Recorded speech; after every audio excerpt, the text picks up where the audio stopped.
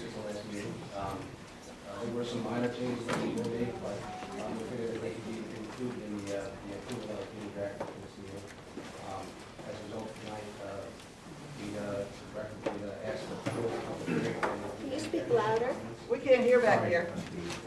We're asking to close the public hearing and to include any additional comments from this point forward in the final approval.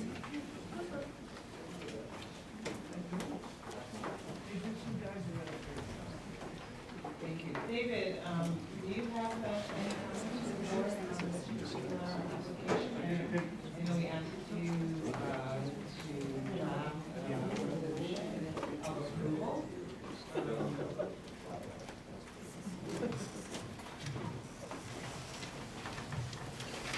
We have two documents for you. We have a negative declaration, and we have a resolution of subdivision plot approval.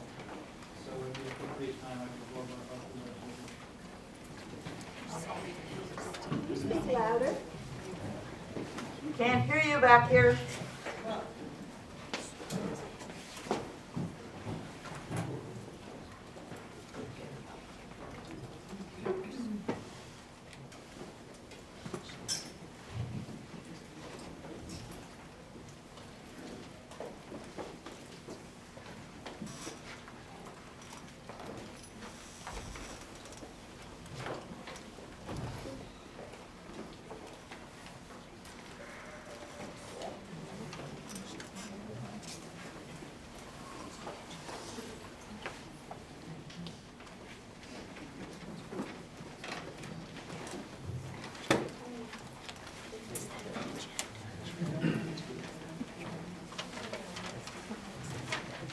So the first document is the negative declaration, and that is part 3 of the short environmental assessment form that we have filled out, and the attachment. Those two things constitute the negative declaration. We also prepared part 2 of a short environmental assessment form, which, as it says on the cover sheet, is the lead agency's responsibility. And just to kind of walk you through this, if you turn to page 3 of 4, that's in the middle of the page, that's where part 2 impact assessment starts. And what we have here as a proposal is a 2-lot subdivision. So essentially, the end result is the creation of 1 additional building lot and 1 single-family home. So with respect to all of these questions, the answer is no, or small impact may occur. And then if you turn to the next page, it tells you to go to the attachment. And if you go to the attachment, which is essentially the last 3 pages of the document, we have a series of questions and a series of reasons as to why there will be no significant adverse environmental impact. And it isn't too hard to justify a negative declaration for 1 new single-family home. So I can read through these quickly. The proposed action will not create a material conflict with an adopted land use plan or zoning regulations because the proposed subdivision is consistent with the existing zoning of the town's comprehensive plan. Why don't I just read the non-bolded part? The proposed subdivision will result in the construction of only 1 new home, so there will not be a significant change in the use or the intensity of use of land. The 1 additional single-family home resulting from the proposed subdivision will be consistent with the character of the existing neighborhood. The proposed action is not located within a critical environmental area. The proposed subdivision will only result in the construction of 1 new home, which will not generate enough traffic to adversely affect mass transit, biking, or walking. Further, a hidden driveway sign will be provided to mitigate minor deficiencies in stopping sight distance. The 1 new home resulting from the proposed subdivision will not generate a significant increase in the use of energy. The 1 new home resulting from the proposed subdivision will not significantly impact the water supply or sewage disposal facilities. The project area contains no important historic, archaeological, or aesthetic resources which may be impacted by the proposed subdivision. The project area contains no, let's see, let me just read number 9. Proposed action will not result in adverse change to natural resources such as wetlands, water bodies, groundwater, air quality, and flora and fauna. The project area contains no such resources which may be impacted by the proposed action beyond existing vegetation. Proposed landscaping is sufficient to offset the loss of existing vegetation required by the proposed action. All existing trees located within and immediately adjacent to the limits of disturbance are to be protected for the extent of construction activities. And suitable erosion and sedimentation control measures will be provided during construction. No excessive or egregious instances of odor, noise, or light or other nuisances or hazards will be generated by the proposed action. All construction shall be performed in accordance with best management practices. Based upon this information and the information in the environmental assessment form, the planning board finds that the proposed action will not have any significant adverse impacts upon the environment. This negative declaration indicates that no environmental impact statement need be prepared and that the secret process is complete. And then if there are no questions regarding that, we can move on to the resolution itself. And the resolution has a now therefore be it resolved paragraph that actually adopts the attached neg deck. And the neg deck will be attached by Sandy to the resolution. So, why don't I paraphrase through the first set of whereases, if that's all right? This is the DPNO resolution of subdivision plat approval, and because this is a minor subdivision, it's a one-step process instead of there being preliminary plat approval and final plat approval.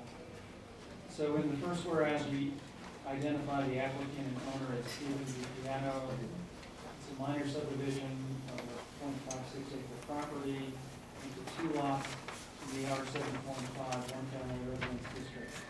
In the next whereas, we identify the tax map designation of the property.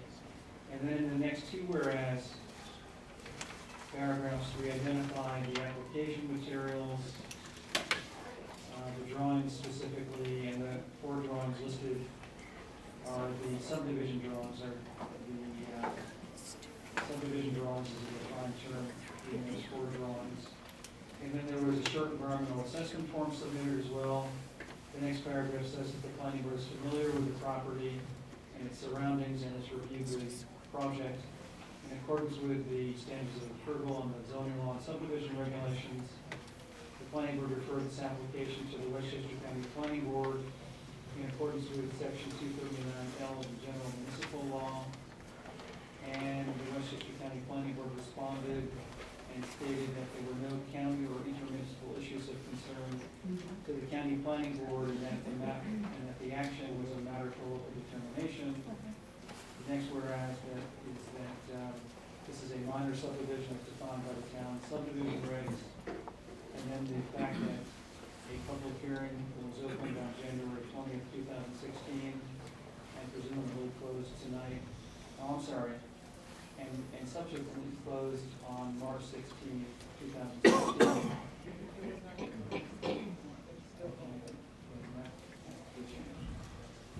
Of course. So closed on tonight, if you could close it. And then the next paragraph is the adoption of the negative declaration. And then the next paragraph is the planning board granting subdivision plat approval to the project as expressed on the subdivision drawing, subject to compliance with the following conditions, modifications, and any other requirements which must be met by law. Prior to the endorsement of the subdivision plat of the planning board chairman, the following conditions shall be fulfilled to the satisfaction of the planning board. First is that a plat has to be prepared. Next, that the subdivision drawings of the plat have to be such that they meet the satisfaction of the planning board's engineering consultant, and thereafter endorsed by the engineer.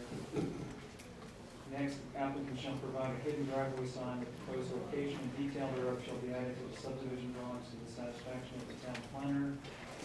Next, the subdivision drawing shall be revised so as to stagger and vary the proposed landscaping on lot 2 to the satisfaction of the town planner.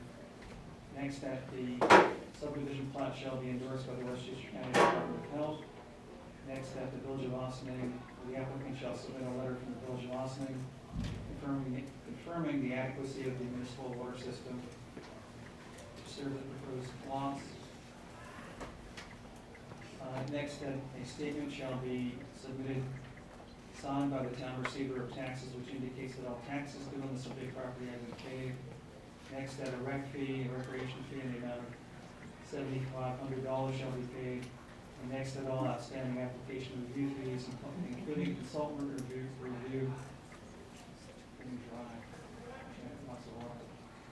including consultant review and legal fees shall be paid in full. And then once those conditions are fulfilled, I should say this. Thanks, David. Thanks, David. Once those conditions have been fulfilled, they've got to be fulfilled within 180 days. The planning board chair will sign the plat, and the planning board may extend the time period for periods of 90 days each, in which the requirements must be fulfilled, and send plat is to be submitted for signature if, in the planning board's opinion, the particular circumstances warrant such extension or extensions.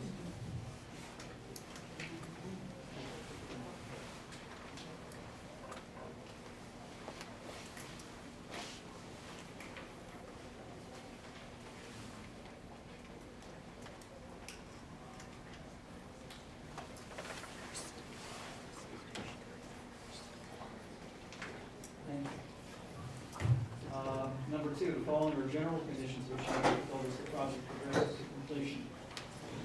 The first is our standard paragraph regarding the payment of all application and review fees, including consultant review and legal fees. Next, that once the plat is signed, it's got to be filed in the county clerk's office within 62 days. Next, that the subsequent to the filing of the plat, proof copies have to be submitted to Sandy. Next, all construction on the project shall be in accordance with best management practices. Next, no portion of any approval by the planning board shall take effect until all conditions herein are met. Next, prior to issuance of any building permit, the applicant shall provide a separate performance guarantee in a form acceptable to the planning board's attorney and in an amount fixed by the planning board based upon the recommendation of the engineering consultant to the planning board or the town planner, to ensure that the applicant replaces any plantings that do not survive for 2 years, and that's the guarantee. In the event the applicant fails to complete the plantings or replace them when it is determined by the building inspector or code enforcement officer to be necessary, then in that event, the town may utilize the funds deposited in the guarantee to plant or replace plantings. At the end of the 2-year period, the building inspector or code enforcement officer shall inspect the premises and indicate all plantings called for, and those plants are present and in good health. And that's the whole resolution.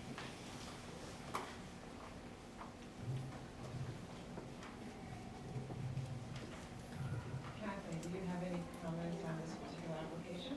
No. Do it? Could you just mention that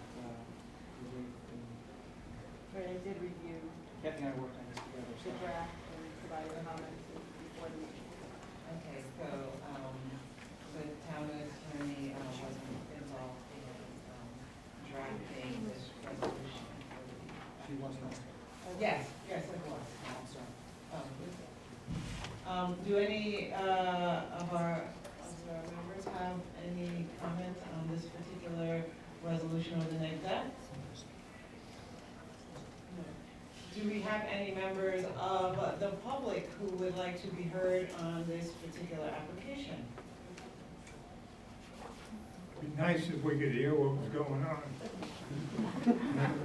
You know, this same thing happened last time we had this planning meeting. The We are audio system, reviewing, it stinks here, you can't hear anything. we Get are somebody to reviewing, turn it excuse me, sir. We are reviewing a subdivision, plat of the Bacano subdivision. We've had a number of public hearings on this particular, application, and it's considered a minor subdivision. It's a 2-lot subdivision, it's the creation of an additional lot. And at this point, we have reviewed our resolution and the neg deck that has been prepared by the town planner and our town attorney. Does anyone in the audience have any comments on the Pano subdivision? At this point, should we close the public hearing? And then, at this point, I'd like to have a motion, someone make a motion to close the public hearing for the Pano subdivision. All in favor? Okay. Now, we should have a motion on the neg deck and then. Actually, the resolution itself adopts the neg deck. Okay, So so, all you gotta do is adopt the resolution. okay. May I have a motion to approve the resolution? May I have a second? All in favor? Thank you for attending. Thank you very much. The next item on our agenda is the Grand subdivision, 68 Somerston Road, 2-lot subdivision. I would like to make a motion, should I make a motion to open our public hearing, because this is the first night of the public hearing? May I have a motion?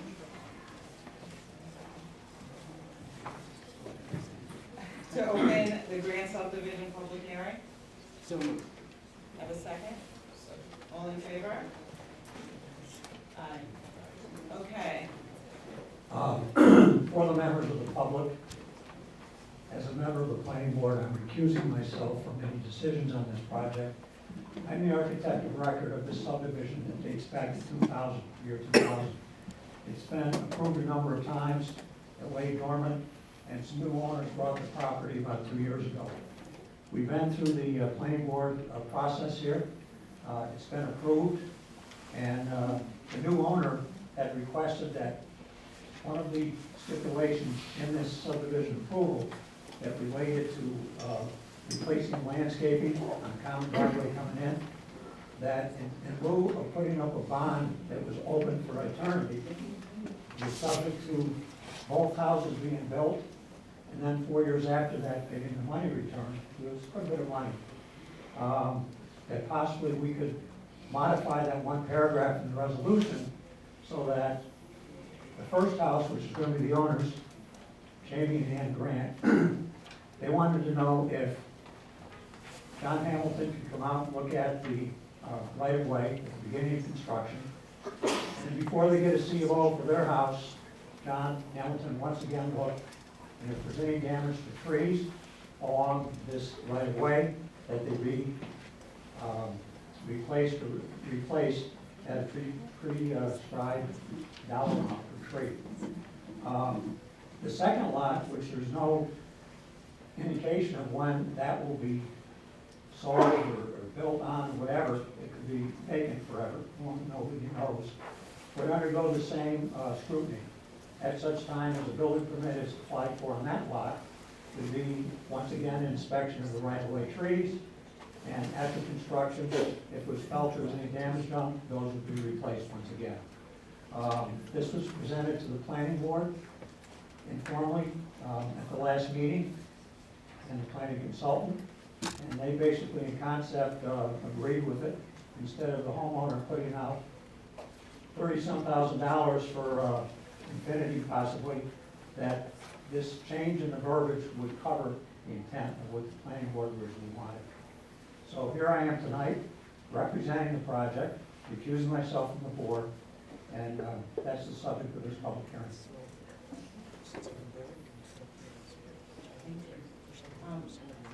David, do you have any comments? We have a resolution that I can go through. So,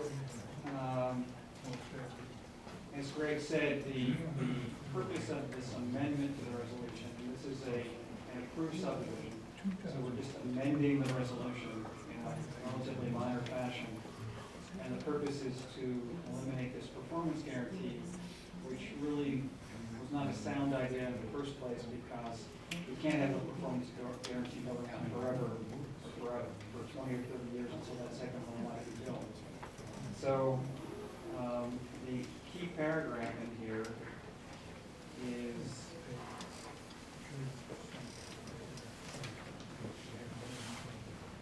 if you turn to page 5,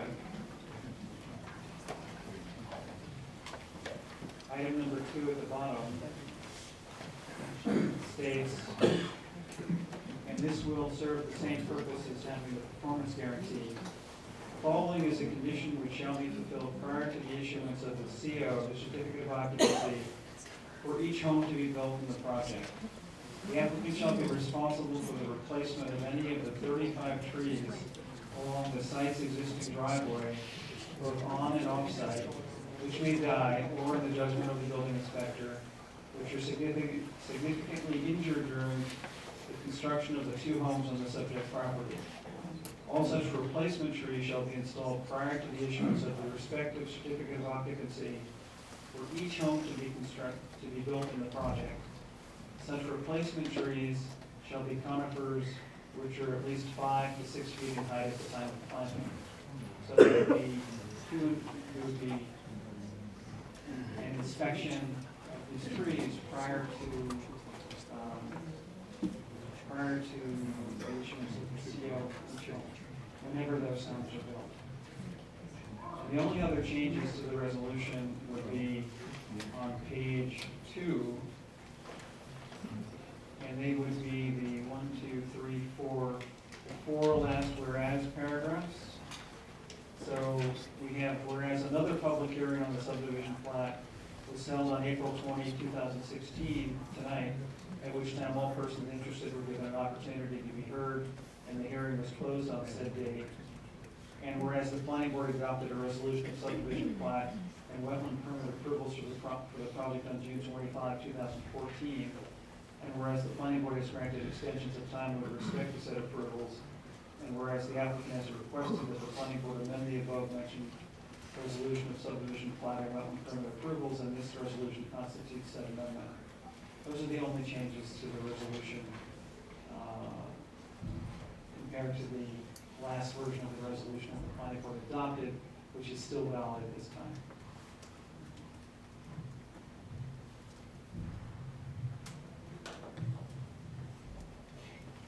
Kathy, you were involved with, Yes, I reviewed the proposed language, okay. Do you have any additional comments you'd like to share with the board? as long as it's acceptable to the board, but it needs to provide protection because the requirement to replace the trees that are linked to the CBO.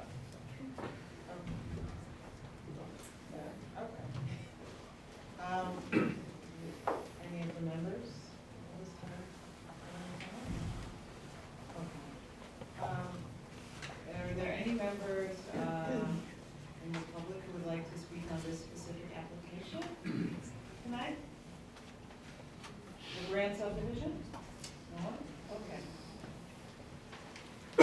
May I make a motion to close our, or should we? May I have a motion to close the public hearing? All in favor? May I have a motion to approve the resolution as submitted by our planning consultant?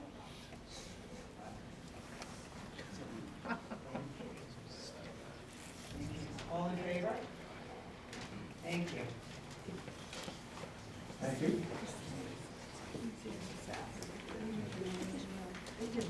The third application on our agenda is a continuation of a public hearing for Park Mills, 87 Hobbs Avenue, multifamily development.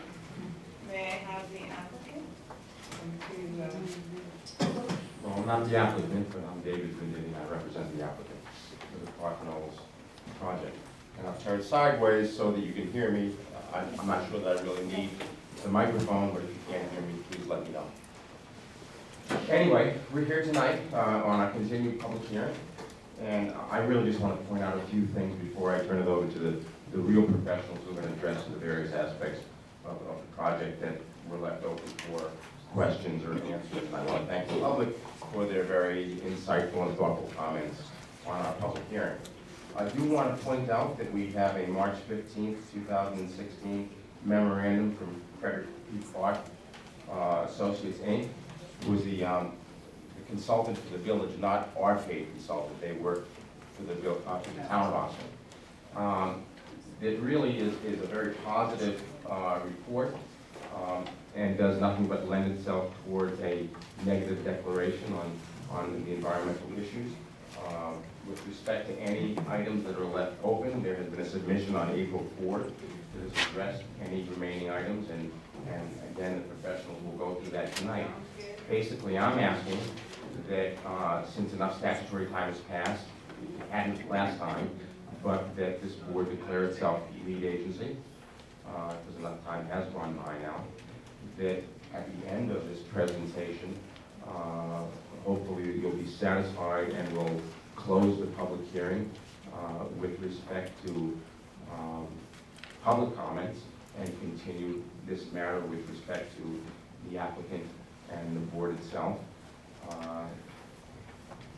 And all construction matters, interior construction matters, of course, will be within the purview of solely of the building department. We're looking for our site plan approval. And that hopefully that you will close the public hearing and be able to adopt a negative declaration. So at this time, I am going to turn this over to Steve Marino, who's going to speak on certain mitigation plan and other aspects of the proposal, and that will be followed up by other professionals, including our architect, who will talk about various aspects of the project, and who, of course, is very familiar with all ADA requirements, which then, of course, are within the sole purview of the building department when building permits are requested. Thank you.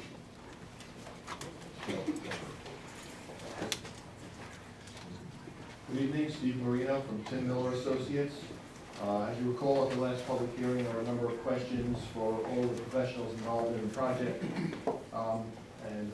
compiled responses to many of those questions. I'd like to present them to the board and to the public tonight. I'll be handling first the environmental and natural resource type questions, and also a planner, certified planner in our office, look at issues of tax revenue and school children generation, so I'll be talking about that as well. One of the questions that came up at the public hearing was regarding the use of red maples in our mitigation plan. There was a comment about concerns that there is an infestation with long-eared beetle, and there's longhorn beetle, and there is a documented problem in some areas with the beetle. We're only using 11 of those trees in our mitigation plan, but certainly with respect to modifying the plan, we can change that to another species that's native, is not having those same problems, and we'll work on this site. So we're suggesting changing that to sweet gum, liquid ambar, which is a very attractive tree, and will do very well on this site. There's also a comment about viburnum dentatum, the arrowwood. There is a Japanese beetle problem with that particular species, so we're altering that to a different viburnum species, which is more a small tree rather than a shrub, and does not have that issue. Second question was regarding the forebay that we're proposing in the front of the site, and whether it has potential for trapping fish or other aquatic species in there. I looked over several DEC and federal documents regarding construction of forebays, construction of impoundments adjacent to watercourses. What we're actually proposing is a lowering of the area adjacent to the stream. There's no head wall, there's no control structure involved that a fish or other animal that could get out might get trapped behind in a storm event, when storm event abates. So I don't believe that that's an issue in our particular grading plan the way we have it set up on this site. There was a question about screening of the parking areas closest to Hawks Avenue. So I did go back and look at the landscape plan as it was submitted, and there is in fact an evergreen screen proposed along the parking areas on the Hawks Avenue side. Also a reminder that that parking area is several feet above the elevation of Hawks Avenue, so lights coming through, whatever would come through that evergreen screen would still be quite a bit above where the intersecting road across the street and Hawks Avenue were. And then the last question, there was a concern about native species being used in the landscape plan. In the mitigation plan, which is the bulk of the plants that are going to be planted on the site, trees and shrubs, all species are native species we're proposing. In the landscape plan itself, around the buildings, there are some non-native species proposed because you get into stressed situations adjacent to hot buildings, adjacent to pavement, where native species just aren't as appropriate and don't last as long. So there are a couple of non-native species closest to the buildings, which is not unusual. But the majority of the plants in that landscape plan as well are native species. For example, the hedging that we're using along the parking area is inkberry, Ilex glabra, a native species, and that's what we'll use for that. I think those were the only substantive comments that were made regarding environmental issues at the public hearings. The question of tax revenues, school children generation, impacts to the school system were also raised, and a report was prepared by our office, the fiscal analysis dated April 7, 2016, which was submitted as part of our most recent submission. I just want to go over some of the highlights of that. We used the Urban Land Institute multipliers to calculate expected population of the site, as well as expected number of school children to be generated. In total, in the 53 units, it's anticipated that approximately 97 people will be living in these buildings with a school children generation of 7 school children. We also spoke to the school district itself. We spoke to Mr. Sanchez, Dr. Sanchez, the school superintendent, who confirmed that based on recent demographic numbers they've been doing, that anywhere between 7 and 9 children can be expected from our project. There has been some concern in the school district recently because the private school was recently closed, and more people are moving into the town of Ossining, into the school district. So there has been an increase in expected school children in the district. Our project here is actually a very small proportion of that, but that did require then a new study be done by the district itself. They looked at our numbers and confirmed somewhere between 7 and 9 children.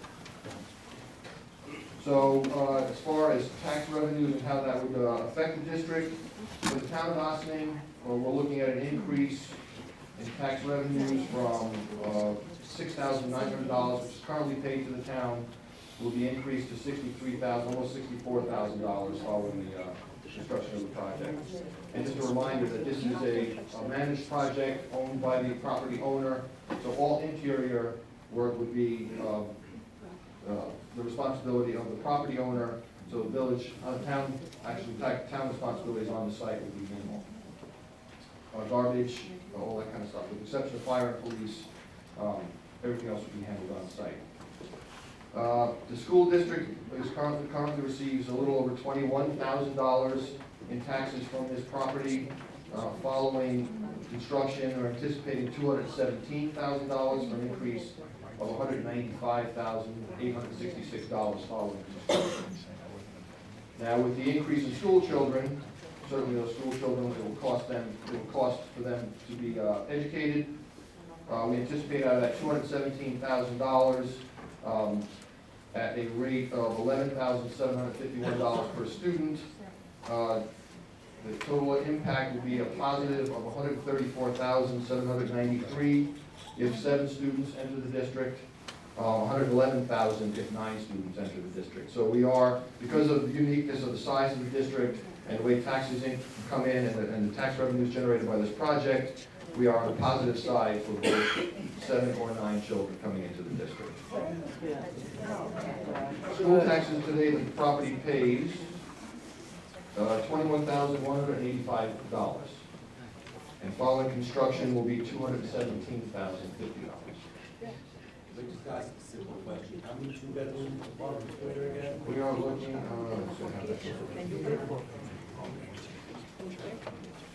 They get changing all the time and 13.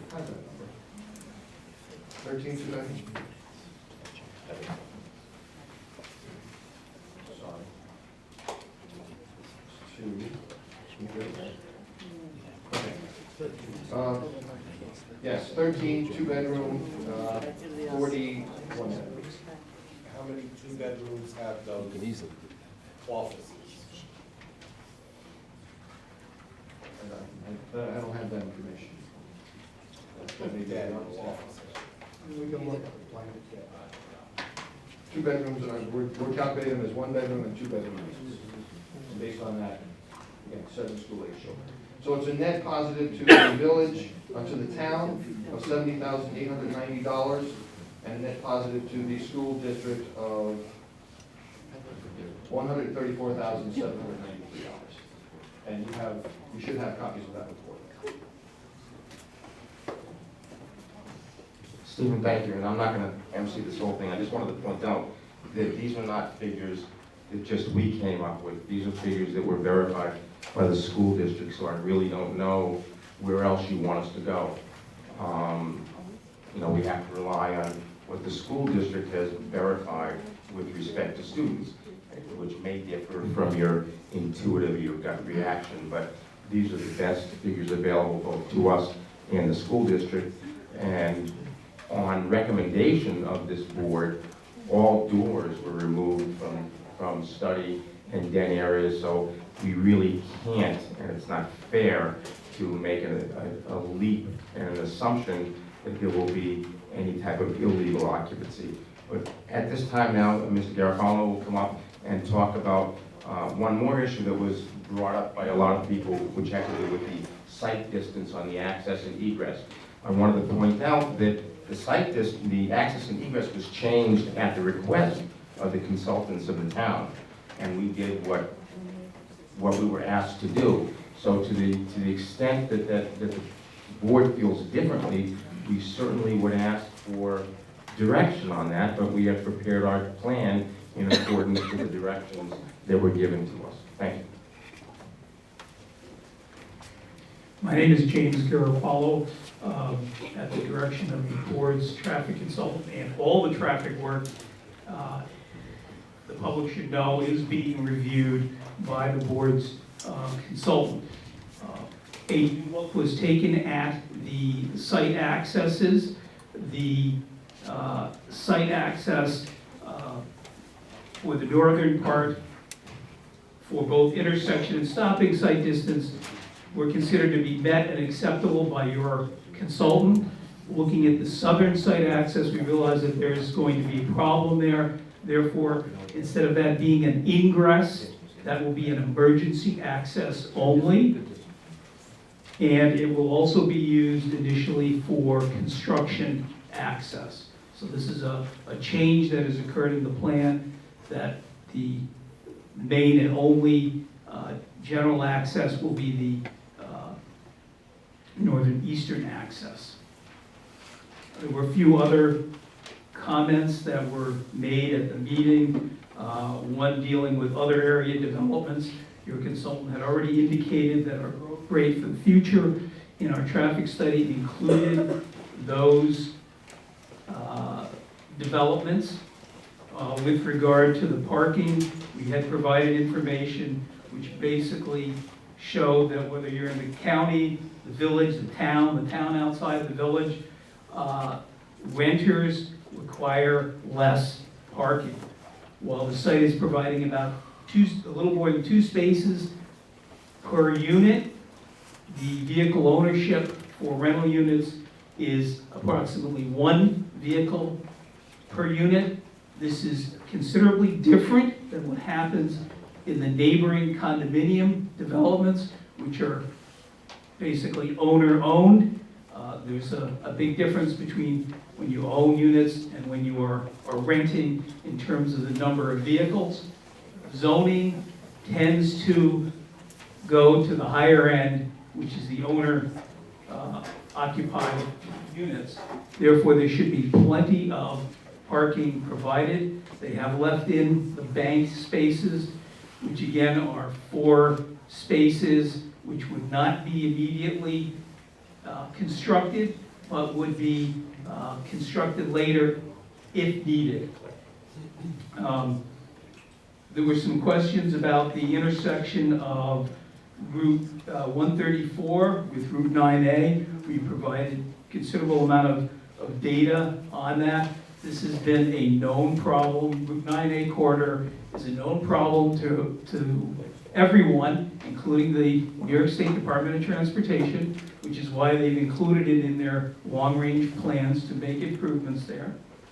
And as your consultant noted in his review, and I'll quote, "We do not believe that this development will significantly impact the intersection of New York State Route 134 at Route 9A due to the minor increase in traffic from the proposed development." That was in the March 15th letter.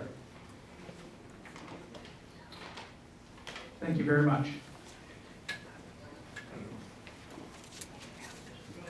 I know I said I wouldn't keep coming up, but I guess I fibbed a little bit. One thing I wanted to point out with respect to something that Mr. Garofalo mentioned, and someone brought up a question before, is what's bank parking? It's, you know, not something that you put in the bank. It's something that is in the zoning code in case you need more. Based upon comments previously from the board, we actually did away with the bank parking and are going to construct it now, so that we will have now 112 actually constructed parking spaces, well in excess of the amount required. And that is noted on the plan. Thank you. Tom from Site Design Consultants, our engineer, will be up. 112.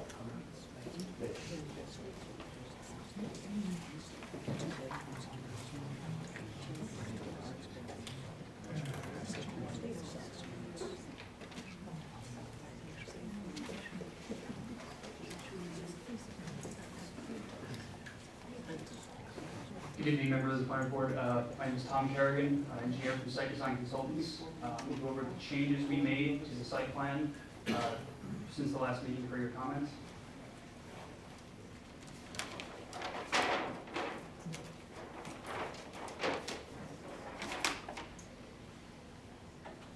We corrected the number of bedrooms, the BMR bedroom units on sheet T2. The numbers shown originally were incorrect. They have been corrected now in the table on the lower left-hand corner.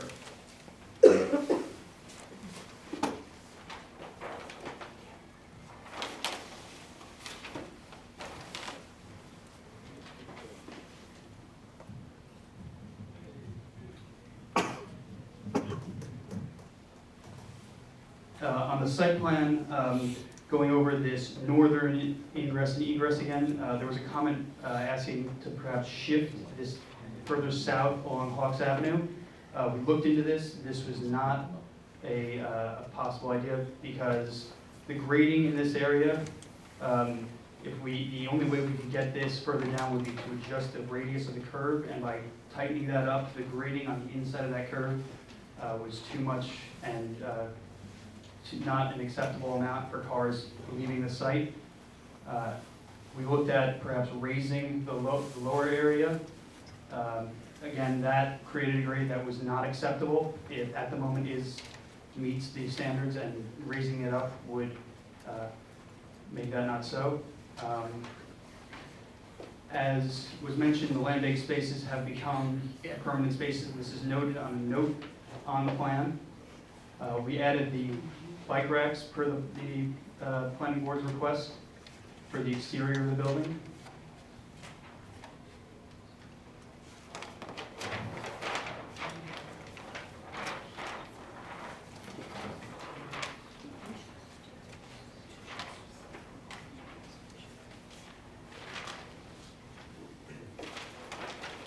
The other changes to note are on the erosion sediment control plan. The tree number 1659 blew down during a storm event on February 24th. That is noted on the plan and is no longer shown as a tree to be removed on the tree plan and the erosion sediment control plan. Another thing to note on this plan is the construction trucks exiting the site. The note that was requested at the last planning board meeting. And that event took my fence down as well.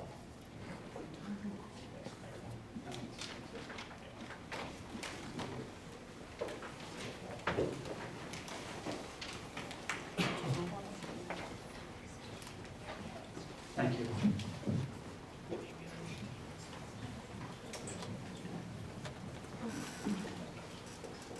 Good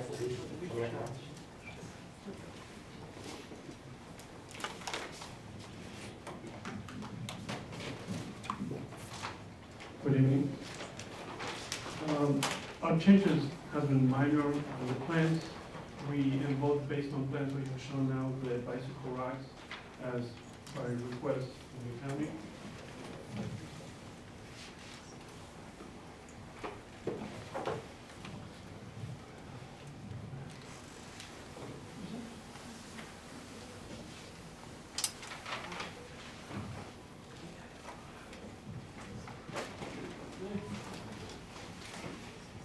Also, we have begun to make sure that all the studies are indoors, and we have continued, as David said, we have continued to work on the ADA compliance. Well, we understand that it's not as part of the board, we want to make sure that we have been on those items. Speak into the microphone. Yes.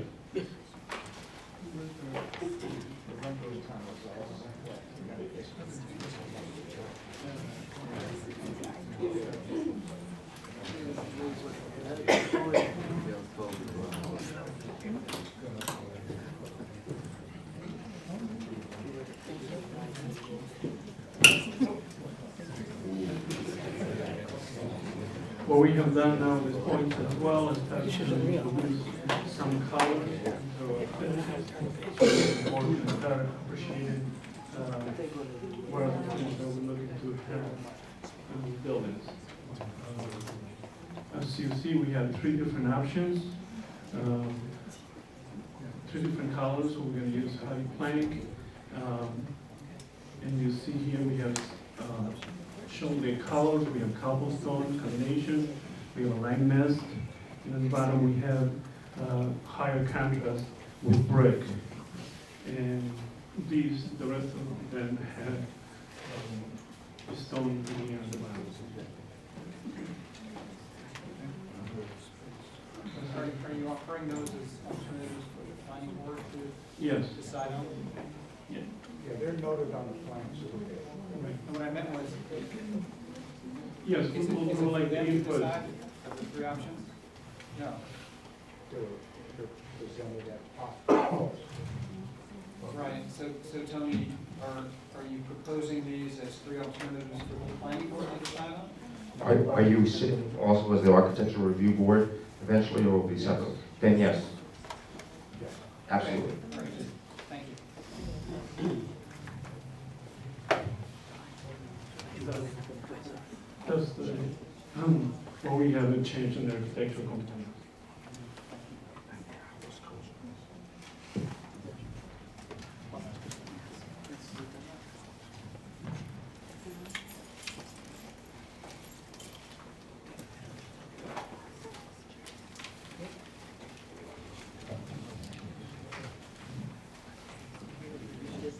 Thank you. We're done with our presentation tonight. I'm actually very happy sitting in the front row that we no longer have the squealing that we had last time. Again, I want to point out that everything that was done in accordance with the request of the planning board and the town's consultants. And I just want to point out that it was the conclusion of the town's consultants in their March 15, 2016 memo that, as mentioned, we do not believe that this development will significantly impact the intersection of New York State Route 134 at New York State Route 9A due to the minor increase in traffic from the proposed development. And I believe that, you know, they're going to issue a final review, but that's based upon the information that has already been submitted to them. We went to the school district, as was asked of us, to get their input. They could have come back and said, no, you're crazy. There's going to be 20 kids. They didn't. They said 7 to 9 kids. We went to the fire department and the code enforcement to get their view on the configuration, and they approved it. We asked for planning board input as to the access and egress, and we got it from them. So there was a little bit of a misunderstanding last time that some of these conclusions were coming from paid consultants on behalf of the applicant. And while, of course, we we are working on behalf of the applicant has all been subject to the review and approval of the planning board. So again, would ask at this time that you declare yourself lead agency. We're asking that, with respect to SECR, that you direct a negative declaration to be written up, and we're asking for a close of the public hearing so that we can continue this process, as it normally goes on with the planning board. Thank you. At this time, David, do you have any comments on the presentation to the We do have a review memo, so let me hand that out.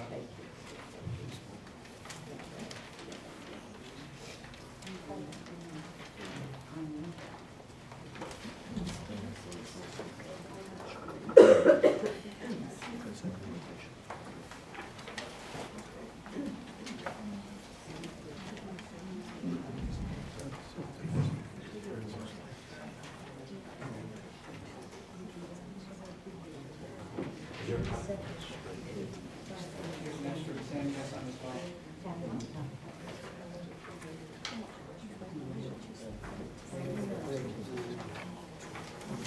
So as you know, we've had quite a few comments in the past, and we've been reducing the number of comments that the applicant has been fulfilling the requests that we've made and responding to the comments that we've made. So if we just turn to the last page,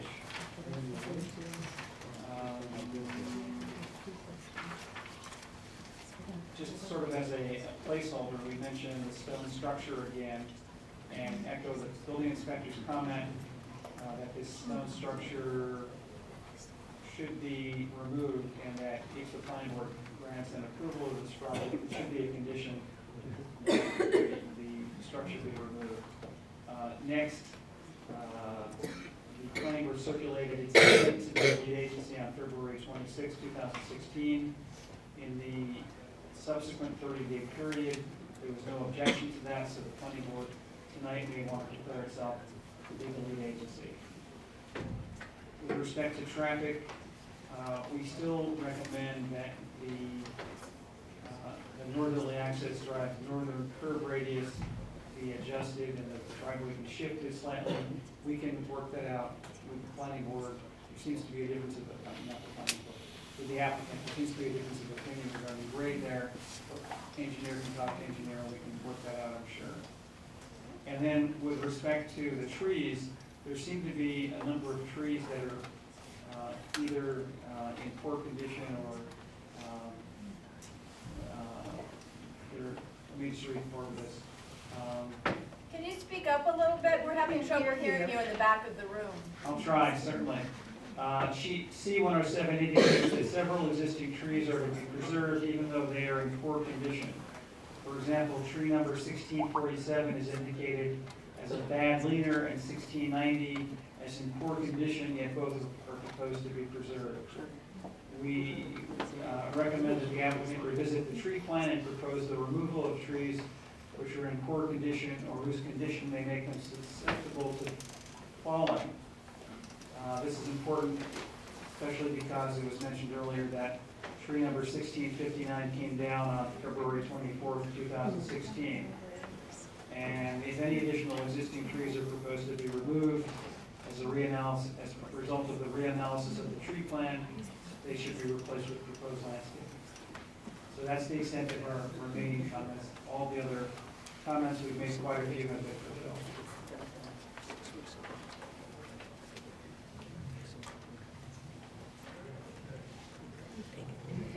Do you have any comments that you'd like to share with the planning board on this? No, other than procedure, the board does place for it to accept an agency status. Let's start, member Wilson.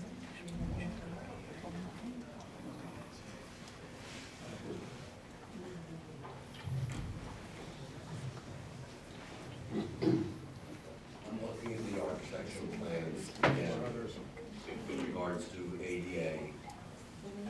And I know it's probably wrong for me to say, but I'm appalled at putting handicap circles on the plan where I see quite a few areas where it's not ADA compliant. You're not gonna get my approval on that. I felt negative on that. I'm wrong for saying that at this point, but it is what it is. I object to the amount of students that you're saying. I really don't care what, I don't really care what the school said on that. I'm looking at the amount of two-bedroom apartments. In my eyes, that assumes a child is gonna be in that room, regardless of they're 2 years old, 18, or whatever it is, or 24.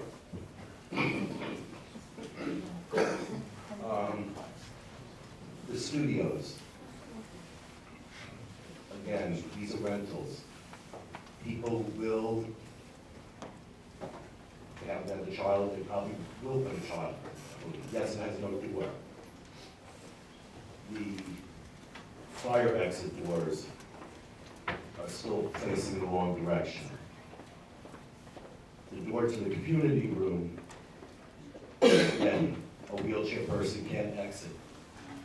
Same with that office. With regards to the driveway going in, again, as I mentioned at last month's meeting, the two entrances, the one in the middle, in my eyes, is fine. It should be, you can enter and exit. The one on the north, or the right side of the plan, should only be for entering the space, not exiting, because it's going around the curve, cars are gonna get hit. The people in the audience, the neighbors, everyone else said that effect. I object to what the gentleman over there said about it. Those are my few comments. I'm sorry for being abrupt.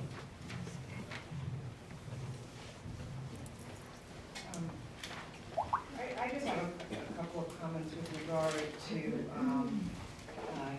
the traffic. And your consultant noted a difference between owner versus rental units. Could he explain that a little deeper for me so I can understand what that particular difference is?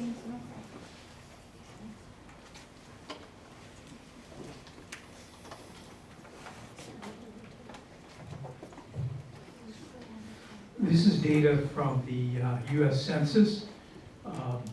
They look at vehicle ownership, different types of units.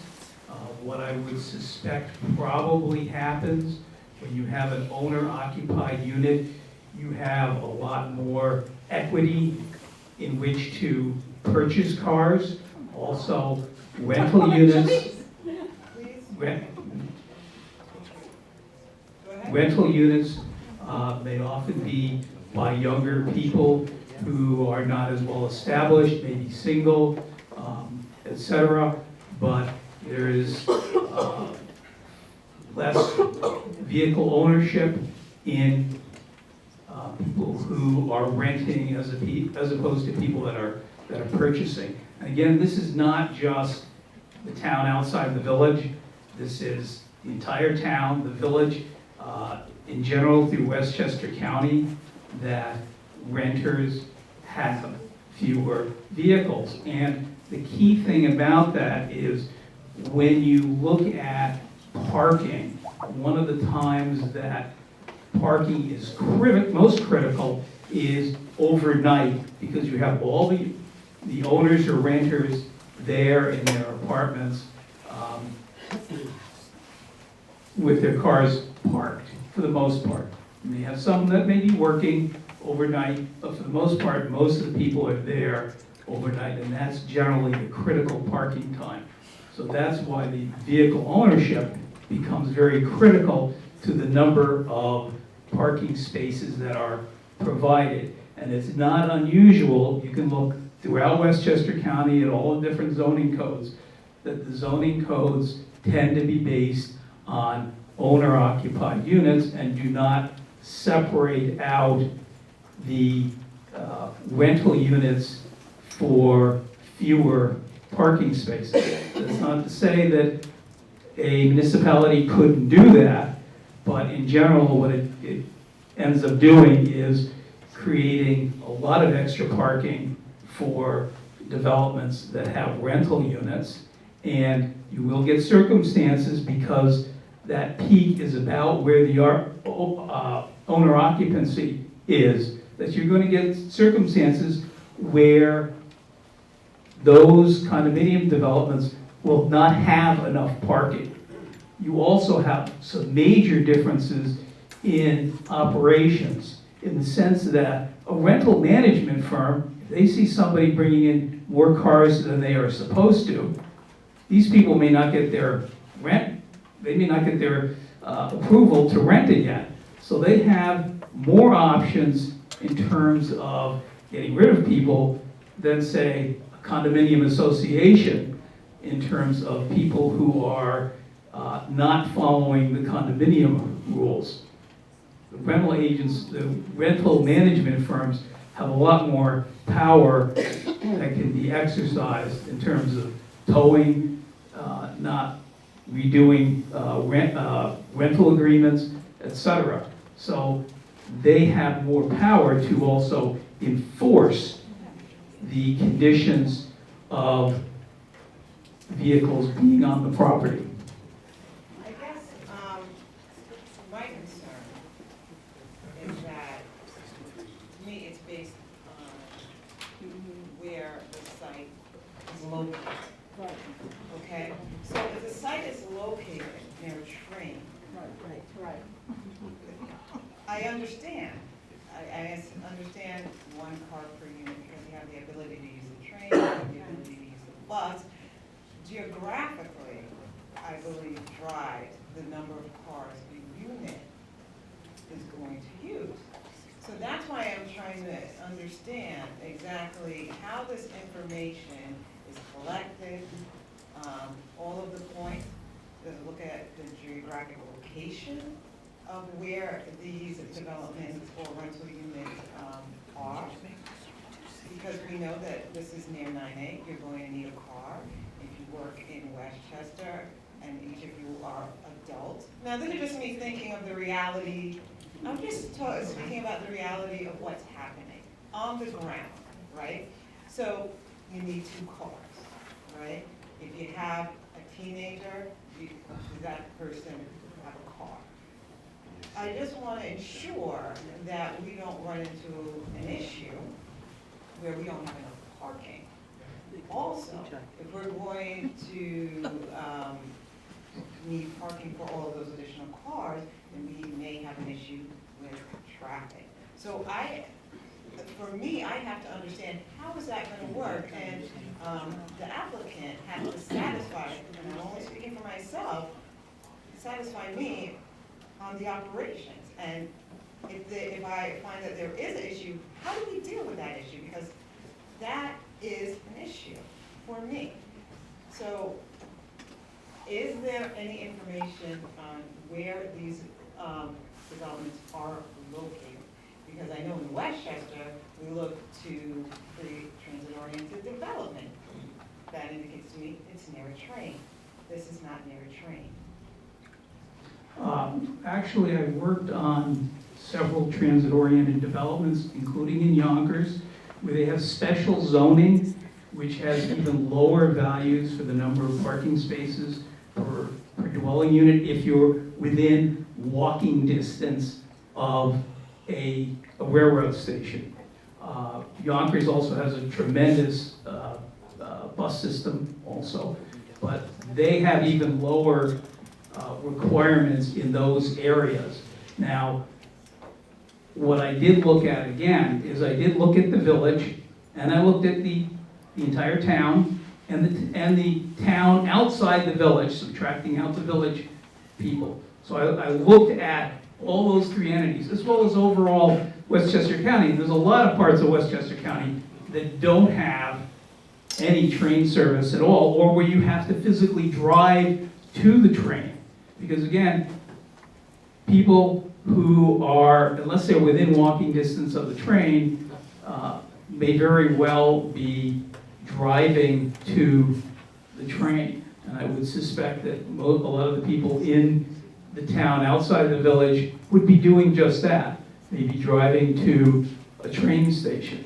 But the fact of the matter is that they're looking at not just one development, but they're looking at basically all of the developments in these municipalities to get these statistics. Yes, there's going to be some variation from location to location, but clearly, I think the problem that you're hearing is from condominium developments, which again would tend to have basically auto ownership at the peak of what your zoning is.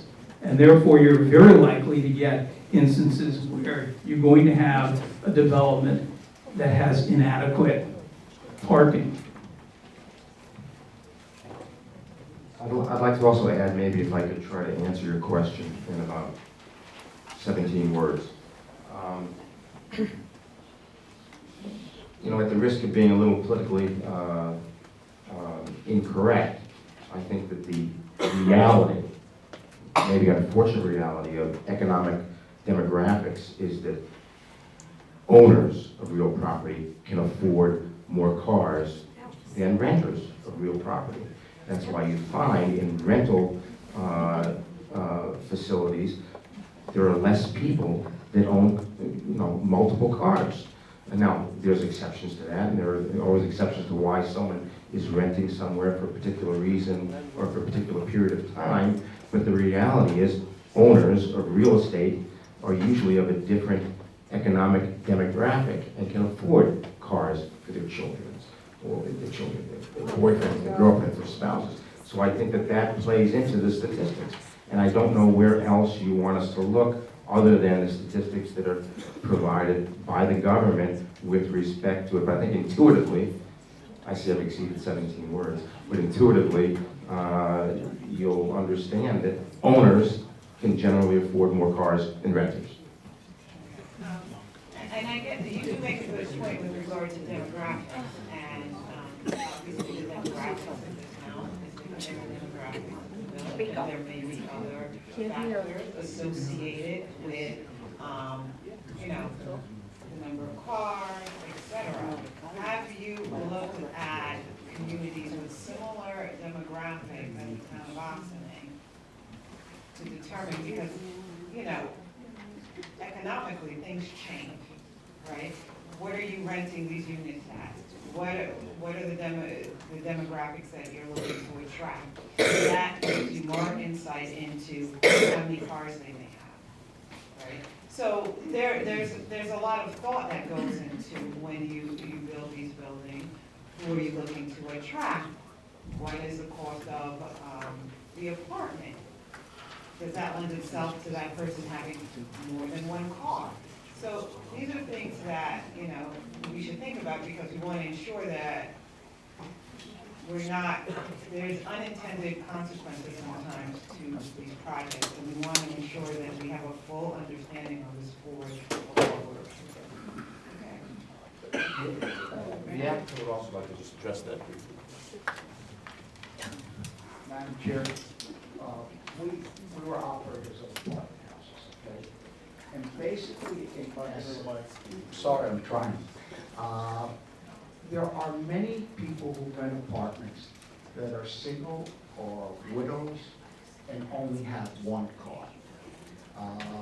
We control every development we have, whether it be commercial or residential, has controlled parking policies.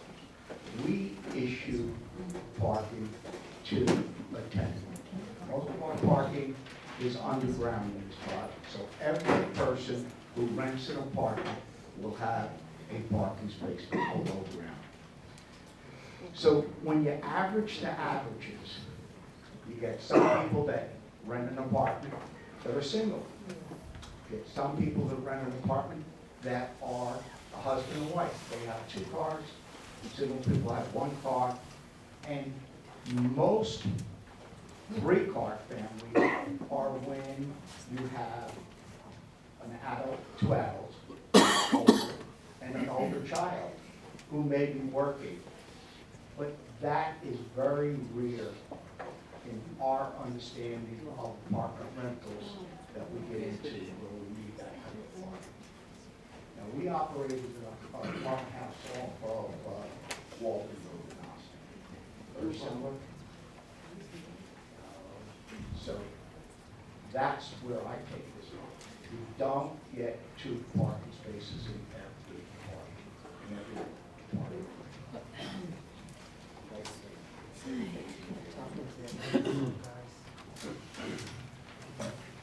I have a few questions, because obviously we have how many apartment buildings, apartments here? 53. 53. The two adjacent properties which have condominiums. Obviously, if I took your property and I split it into, let's say, condominiums of the same level of people that are in those condominiums, you know, they're condominiums owners, how many physical apartments or condominiums would I get on your property, regardless of the water component of it, if I built it just like the two communities on the left, the right, and across the street? I'm That just was never a curious. study made on this property. This property is zoned for multifamily. We never made a study on how many condominiums we would get. I'm sorry. Because the reason why I'm asking that is because, in my eyes, these two-story buildings are a little out of character to the properties on the left, right, and across the street. It's nothing like that there. We've seen that, the community has said that also, and I'm just curious. These are In very, addition, that if it is determined that 112 parking spots, if we end up having 20 more, where are those parking spots gonna go? They're gonna go right up against all those people's houses. no, like, They're already there. let's understand something. When we rent apartments, you rent an apartment with parking. You get one parking space per apartment, and everything else you pay for. If you want additional parking, you pay for it. We control parking. And you have to leave it up to the management to do this. We have more power than a condominium developer. Okay, they can't control how many people live in a condominium, nor how many people have cars in a condominium. They don't control it, they can't control it. We can. Different animal. And that control can be towing them away, not extending their lease, telling them that they're in violation of their agreement. So they do have a tremendous of power to make sure that the parking is maintained in a way in which there is available parking. Okay, well, I guess we're gonna open it up to the public, but I would like to understand more about how that is going to work and how we're going to ensure that the parking spaces are used appropriately for the rental units that we have, because we do not want to have an issue.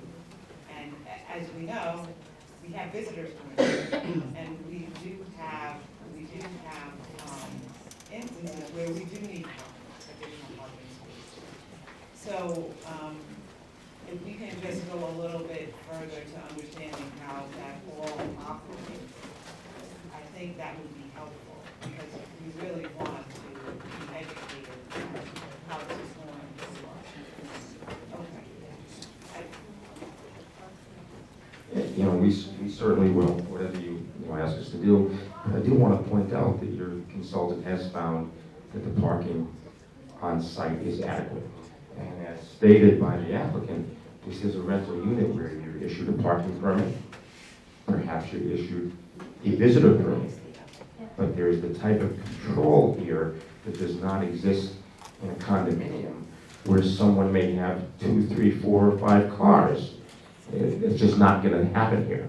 Well, if obviously, it's well thought out in your head on how it's going to operate. If there is an opportunity to document that, so we have a full understanding of how it's going to operate, that would be helpful. It's really controlled through the lease agreements that are made. Then And I would that's- document that, and I would document how you're going to do that. Okay. Thank you. I'd like to open up the public hearing, it's already open. Is there any member of the public who would like to address the board on this application?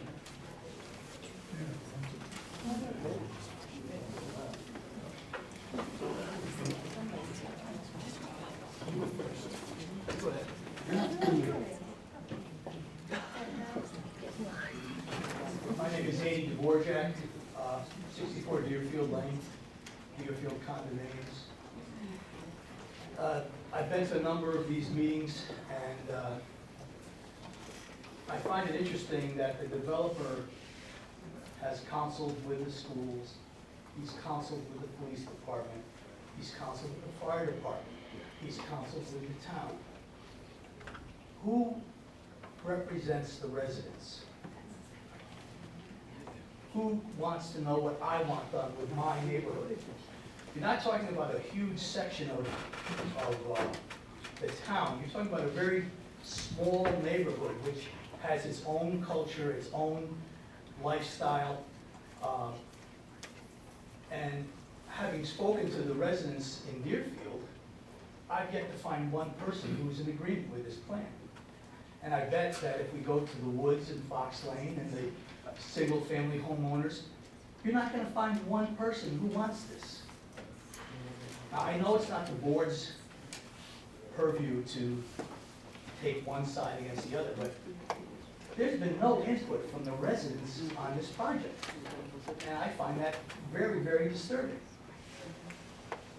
The other thing I want to say is that we were talking, interestingly enough, about tax revenues being raised. The day that this thing goes through, I'll be first in line to have my property reassessed.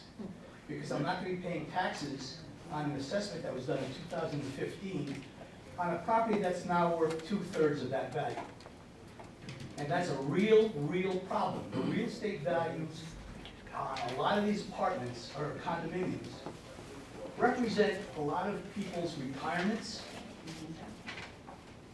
and, monies that are garnered through the value of their real estate is a big part about where they're going to live. Now, if my house is now worth 2/3 of what it was in November when we did the reassessment, that's a huge hit.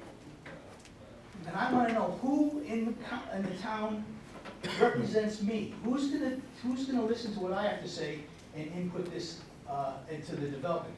I've come to several meetings now. We've talked about traffic and bicycle racks. Baloney. No one wants this project. None of the residents in this town want this project. And I think it's kind of being rammed down our throats. I don't understand why we don't have equal rights in the process. I don't see it happening. Thank you.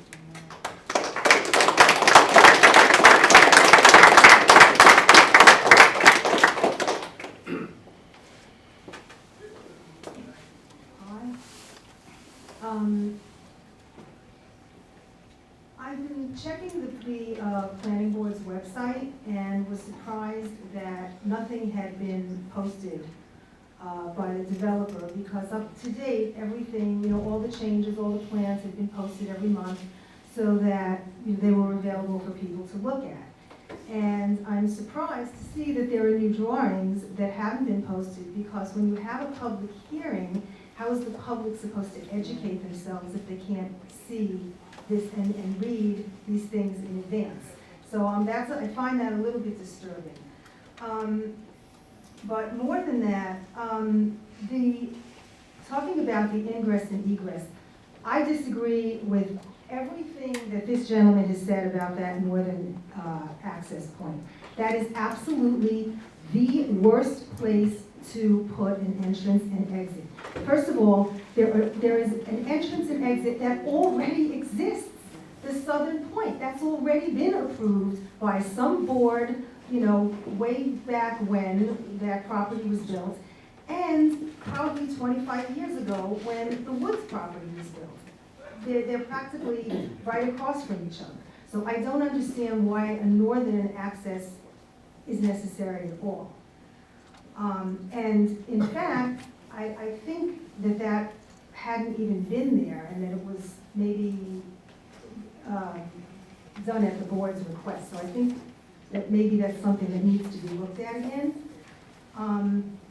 Second, this claim that renters don't have as many cars as owners is absolutely ridiculous. I don't know where they're getting, you know, I'm sure that these statistics exist somewhere in the United States, somewhere in the county, but they don't exist in this particular area. First of all, I was under the impression that these are supposed to be luxury apartments. So the reality, you know, the statement that these people aren't going to have enough money for 2 cars is absolutely ridiculous. Okay. Second of all, in condominiums, we have renters. People leave and they rent their units out. So we have a lot of renters, and they come with just as many cars as an owner does. They come with 1 person, with 2 people, with 4 people sometimes in a unit. And very often, it's 1 car per unit. We have now, per person. We have now 129 cars in Deerfield for 72 units. 74 of those cars are people that go to work every day. And, I mean, how many other people are here? How many board members from other condominiums along Hawks Avenue are here tonight? Do you have renters? Do you have car problems? Okay? The one difference that we all have that this proposed development will not have is that we have streets that overflow cars. When our parking lots are full, cars can park on the streets. This property is not going to have a street for cars to park on. So parking is inadequate, in my opinion. And I think, you know, if you want to study, you know, what the circumstances are, do it in the existing area. Don't take statistics from, you know, a book that was printed for some other location. The other thing is the size of, you know, we keep calling these apartments. The only thing that really differentiates this project from another condominium project is the legal structure. That's it.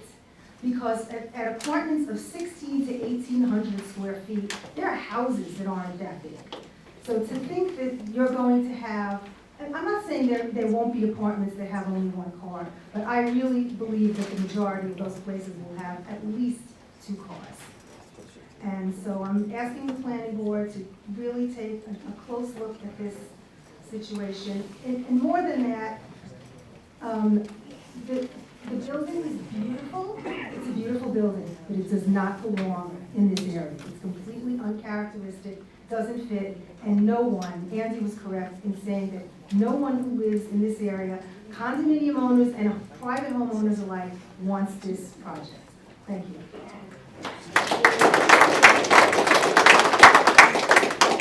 Hi, my name is Diane Silverman. I live at 212 Woodsbrook Court at the Woods.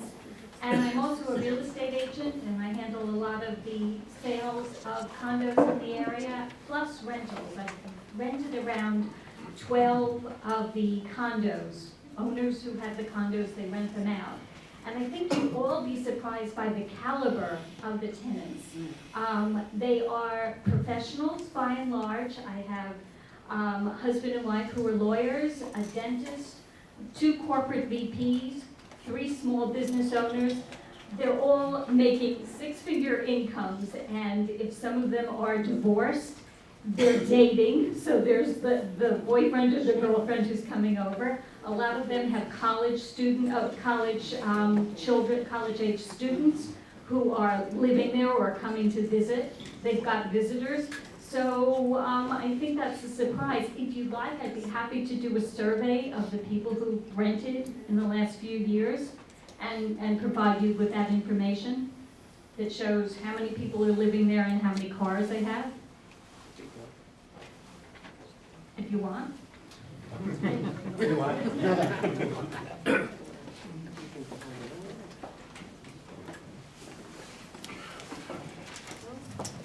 Mike Vaughn, I live at 116 Woodsbrook Circle in the Woods. I just have a procedure comment I want to make. I don't know what declaring yourself lead agency means, but it seems like that would be a reasonable thing to do. However, the applicant has asked that you close the public hearings tonight, and I would ask that you do not, because of what Lillian just said, which was as of 4 o'clock this afternoon. None of the revisions that were talked about today were available for the public to look at. I went on site. None of them were there, so we don't have not had the opportunity to look at all these changes that they made. I'm sure that many of the changes are responsive, and that many of them might make some of our concerns go away. I'm also reasonably confident that we would continue to have concerns about some, and we haven't had a chance to review. So I respectfully ask that you keep the public hearing open for another session, and that the latest revisions, and if they make further revisions, that those revisions be posted for the public to see prior to the next public hearing meeting. Thank you.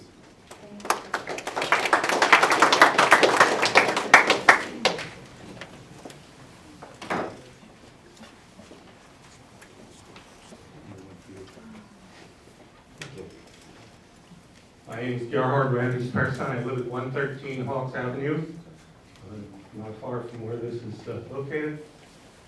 I previously submitted some comments on the March meeting, and I reiterate those, particularly I think the response to the comments about parking, about the intersection of 134 and 9A are totally inadequate. The study which was referred to previously claims that the Kitchewan State Road into Croton Dam Road intersection is a grade B, and it's, I think, a grade F minus, most of us would agree. And so I think that study, even though it's been done, it has not been done, and has not been analyzed correctly. Among the other things I said concerned ruining the character of our neighborhood, my second item, among the things I said, I quote, here we have a road with a country lane field and a site that is an estate. This will be replaced with a site denuded of trees facing the front, placing a parking lot hard against the road. All other projects in this area are set back with good screening. After a little further studying, I found that my view is actually supported by the Town of Ossining zoning code. If you look at Article 200-29C, about halfway down this, it says no parking space shall be located in any front yard. Now, if you look at the map, which has a section of the site plan, there's a dotted line down the middle of this driveway, and the parking spaces numbered 62 through 80 are actually within the front yard area of this property. And I think therefore they should not be allowed to be there. And so to those concerns about parking, I'm taking 18 spaces away from you. But this, removing these spaces would allow you to retain some of the trees that are along the roadway there and actually screen the property correctly. And I guess that's it. Also, if you remove these 18 spaces, I think you have to reduce the number of apartments here by 9. Thank you.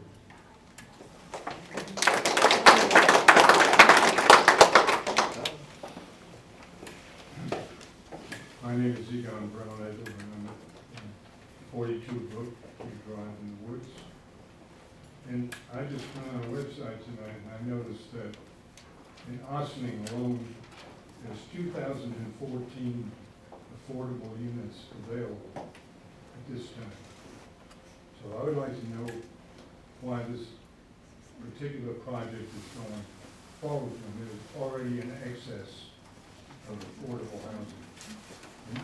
And one of the reasons why I'm up here, I'm originally from the South. 35 years ago, I went through the same thing. We got a wonderful presentation about what was going to be proposed, luxury apartments. And when people got tired of going to the meetings, because they were, you know, continuously going on. People dropped off, and pretty soon there was nobody there. What it turned out to be was HUD housing, 2 stories, all kinds of cars, and in 15 years, that whole area's gone downhill with the drug dealing and gunshots going on. I just recently sold my house down there for $85,000. A $250,000 house. But that was the maximum I could get because of the conditions that existed. And I would ask you, I mean, really personally, to look over this whole project because, you know, these people are gonna rent these places out. If they rent them out 100% to affordable housing, those people aren't gonna pay 30% of what the going rate for those apartments is. And the government makes up the rest. So these people are gonna pay with their taxes to have their property devalued. And that doesn't make a lot of sense.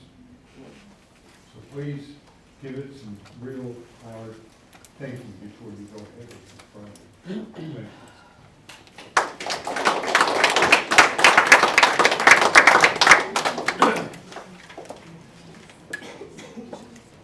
Good evening, I'm from the 3rd condominium on Hawks Avenue, Fox Hill. We have 196 homeowners. I'm on the board of managers there and I've spoken to a number of our residents. And as Lily and Mike has said, no one I've spoken to is in favor of this project. They're not in favor of an owner building something. The problem is the massive size of the project. First of all, Hawks Avenue is an absolute disaster. Driving down that street is like driving down a street in a 3rd world country. You're now going to add, well, he says, maybe 55 cars, because he said 1 per unit. I think that's absurd. Even at 55 cars, it's only going to make it worse. I don't know what traffic studies they've done, but I can tell you that I work in the Bronx, and I drive down there almost every morning. At 7:30 in the morning most days. Not so much now, it's getting better because some of the colleges are going on test-taking time, so you don't have as many cars in the road. But you can go through 3 cycles of the light before you get off of 134 onto Croton Dam Road. Now, there's a little project that they built a couple of years ago. I think it's called Hawks Close. Private homeowners, not too far away from us. Before they were built, it was 1.5 to 2 cycles of the light. With them, it's 2 to 3. Now, he says 55 cars, which I think is absurd. You add that to the mix, even assuming half of them are. Now it's going to be 4 and 5 cycles of the light. We're going to have to leave our homes an hour earlier to go 1.5 miles just to get on 99. I think the size of this project is too big for this particular piece of the property. And when you go out there and you drive around Deerfield, you can see how close the impacts are going to be on this. I would also join other people that have asked you to please keep the public hearing open. I checked the website on Sunday to see if there was anything new in there. There was nothing. I've written to the planning board twice about this issue. Unfortunately, I couldn't attend the last public hearing because of job-related matters. But I asked you to keep the public hearing open and to please get the documentation up sufficiently in advance so that the residents who are most affected by this have an opportunity to look at it. Thank you very much.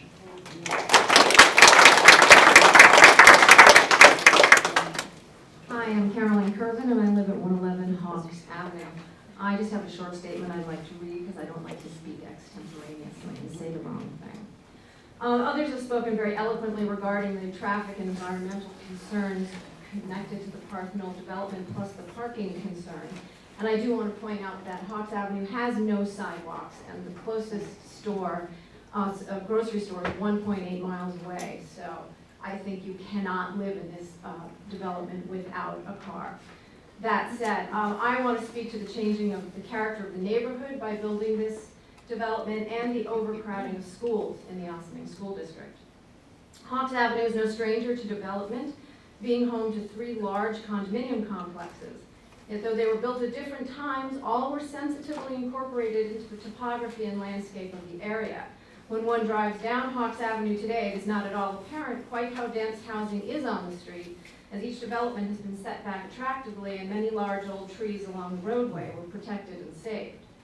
However, the proposed Parth Knowles development is completely out of character with everything else currently in existence all along Hawks Avenue. First, it's the only complex of rental units on Hawks. Everything else on the street is attached condominium or single-family home. The construction of Parth Knowles would apparently require the destruction of numerous large old specimen trees, which add to the character of the site and the screening for the site. And Parth Knowles would be the only multi-story, multi-building apartment complex on the street for miles on either side. Now, I understand that the Architectural Review Board and is comprised of the members of the Town Planning Board. And this above concern, I think, is well within the Architectural Review Board's purview when it comes to approving or denying an application. And I'm going to read some of the Ossining Town Code. I'm sure you're all familiar with it, but just in case some of the other people who are here aren't, I would like to just quote from paragraph 55-8A of the Ossining Town Code, which says, "In considering an application, the Architectural Review Board shall take into account the natural and man-made features of the site and its surroundings, and the character of the zoning district and its peculiar suitability for particular purposes with a view to conserving existing values and encouraging the most appropriate use of the land." The Town Code goes on to state that the Architectural Review Board may disapprove any application provided that they find the project as proposed would be so detrimental to the desirability and property values so as to cause striking dissimilarity, visual discord, or inappropriateness in general, or with respect to other structures located on the same street. I believe that the Parth Knowles proposal is without question dissimilar to every other building on Hawks Avenue. Plunking a multi-story, multi-unit apartment building on a quiet street, primarily consisting of single-family dwellings no taller than 2 stories, is inappropriate and would mar the appearance and go against the character of the zoning district. The second major point I would like to bring up is the overcrowding of schools in the Ossining School District. I spoke at length to Ossining School Superintendent Ray Sanchez, and he informs me that the elementary school buildings, Park, Brookside, and Claremont, are running at 100 to 110% of capacity, and that enrollments at AMD and OHS are almost as high. In the elementary grades, this level of enrollment means that at times students are being taught on the stages in the auditoria, in hallways, and even in some cases in closets. The staff makes it work, but obviously this is far from an ideal situation.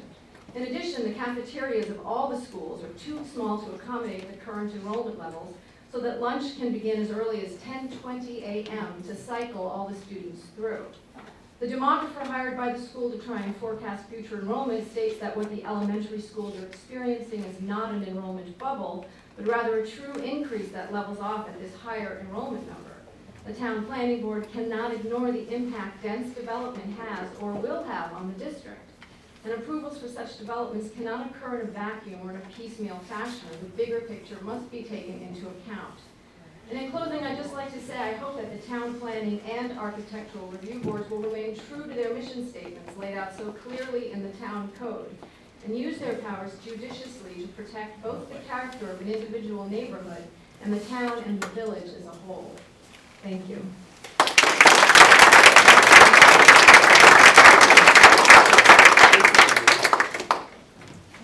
Hello, my name is Anthony Romano. I live at 31 Quan Road in Deerfield. Very interesting hearing from our consultants and our applicant tonight. They've cherry-picked some minimums and national standards, which I feel don't apply to this particular piece of property. Hawks Avenue is a very unique area, both in the character and its location, because of one, 9A and the access to and from 9A, and as the chairperson pointed out, there is a lot of traffic, there is no mass transit, and anyone who will be looking to live there is going to need a car. So we are going to see increases in traffic. It's unavoidable. Secondly, this unit is the highest population density we've seen in the town of Ossining. It is much greater than any of the surrounding areas, and this road is not capable of handling, neither is the infrastructure.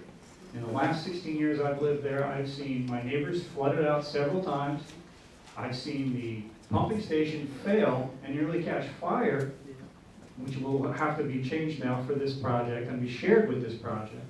I also have concerns about light intrusion and sound intrusion for the neighbors because of the proximity, the ridiculously close proximity of these units to the other homes in Deerfield. I ask that you keep the public comment period open and that we greatly reduce this project. It is a cop-out to say that the 9A134 situation is a known problem and blame it on the DOT, when we continue to add, both with this project and the Hawks Glen, the other section that was added, and now with River Knoll being, 158 other apartments being considered, this is all just a huge travesty for this to all happen. Thank you.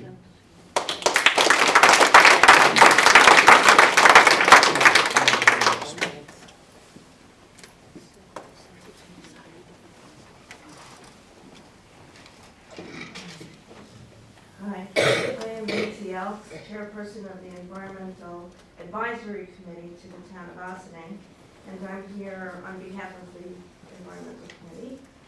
And I'm going to speak to, or actually I have more of a question for the developers concerning the wetlands and wetland buffers.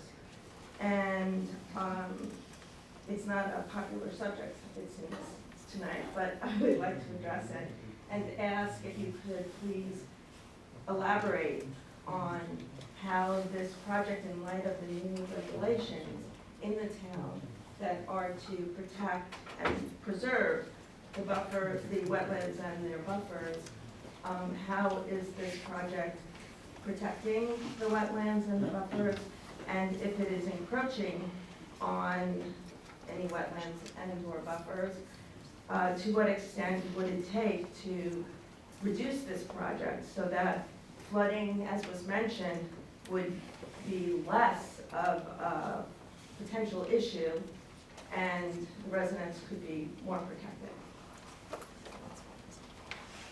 Thank you. Our consultant is going to come up and address that issue. We did go over that extensively in a prior meeting, which was not yet a public hearing, so you may not have been here.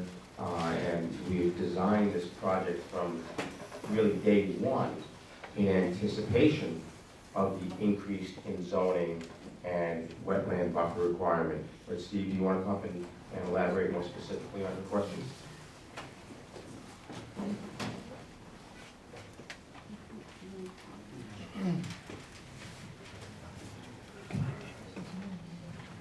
Good evening. If I understand the question correctly, I think this is something we've talked about extensively up to this meeting, but we can go over the highlights again. When we started the design of this project, the buffer for wetlands and watercourses was still 50 feet. Since that time, that has changed, but we had originally designed the project to incorporate that 100-foot buffer, knowing that that was coming down the road, so we did consider that as part of the overall planning. As you can see on this graphic here, those areas that are in pink are areas that are currently within the buffer that will be affected by the project. Without exception, those areas are either the existing building on the site, parking areas, or mowed lawn areas. So we have restricted those, any development within the buffers to areas that are already disturbed. We have gone through a lengthy process with Mr. Coleman, the town's wetlands consultant, went over a number of items, changes to the plan, iterations, etc. We have walked the site, confirmed the wetland boundaries, and we put together what I believe is a comprehensive mitigation plan to offset the impacts to the site as well as restore and enhance areas of the site that are currently disturbed. When you're on the site, you'll see that much of the project, much of the property is currently in lawn. It's either developed as the existing residence and parking areas, or it's lawn. We are proposing to reestablish wooded areas and replant enhanced buffers throughout the site, which is the greenish areas that you see on the map. We're also proposing the application of a forebay, a sediment structure at the watercourse as it comes under Hawks Avenue to trap sediment and sand and such that's coming under the road, which is currently getting into the wetland leading to the Deerfield property. We we propose to cut that off before it gets to the Deerfield Pond, in an area that's much more easily accessed for maintenance, get that sediment out. A lot of sediment gets into this property from road sand and salt that's laid down in the snow, as well as erosion from upstream areas. That's gonna benefit Deerfield. So we're proposing to cut that off before it gets to Deerfield, before it gets into that wetland and pond, so it's more easily maintained. We are not disturbing the stream channel at all, or the wetlands adjacent to it.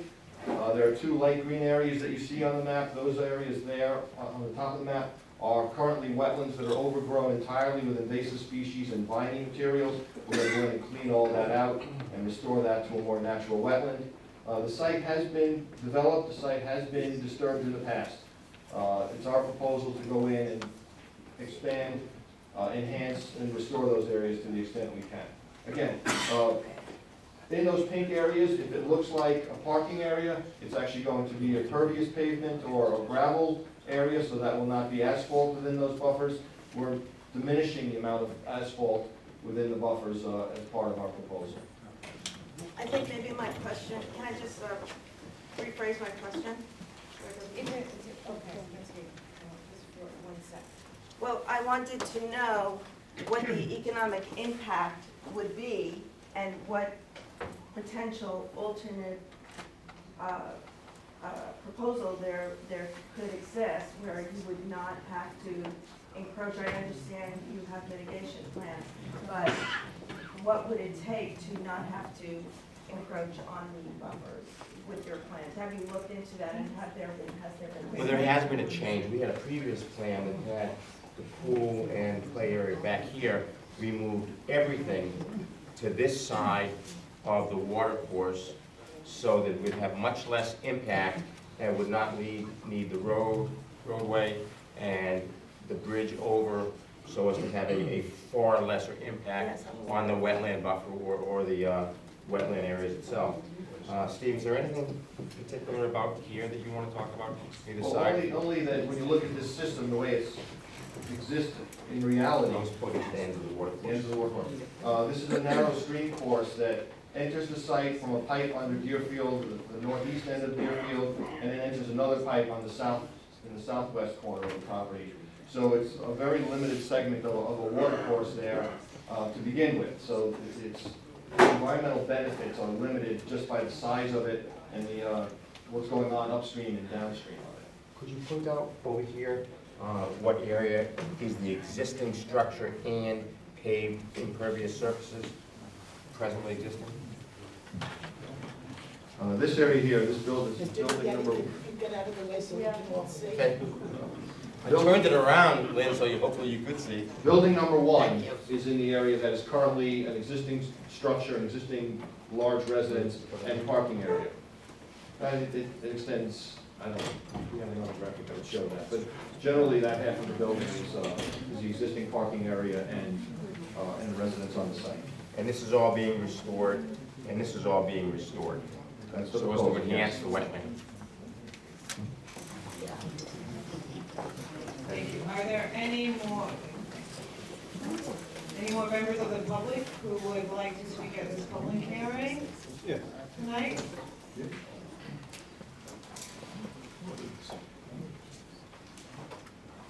Good evening. My name is Michael O'Rourke. I live at 113 Antler Ridge. I'm a licensed professional traffic engineer in the state of New York. Some comments.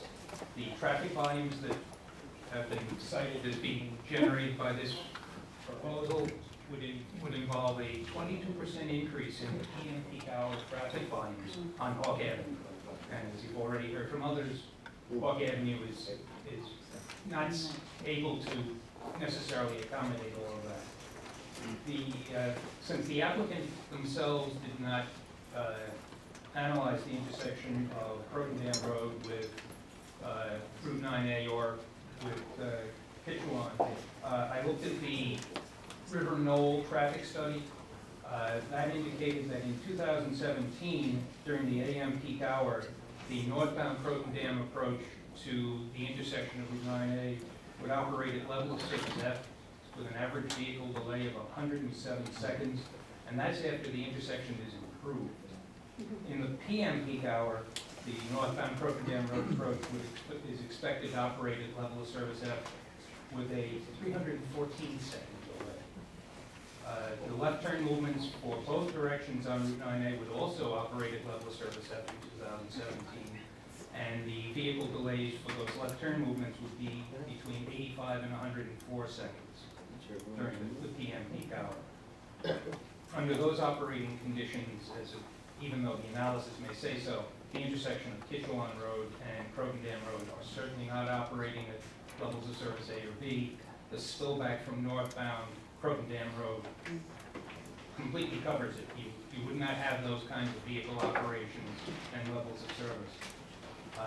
They talked about the proposed improvements that New York State DOT will be making on Route 9A. Well, I took a look at the TIP pages, the Transportation Improvement Program pages that they included as part of the report. The two projects that they cite for as improvements are in Elmsford and in Greenburgh. The funding for the project in Greenburgh includes construction funds that are post-2018. The Elmsford project does not have any construction funding included in the program years through 2018. So even the improvements that they've cited, they're not in the area, they're not funded. This is a project that would result in very heavy traffic, overall heavy traffic, and just an exacerbation of the failure conditions that would be expected in the build year. Thank you.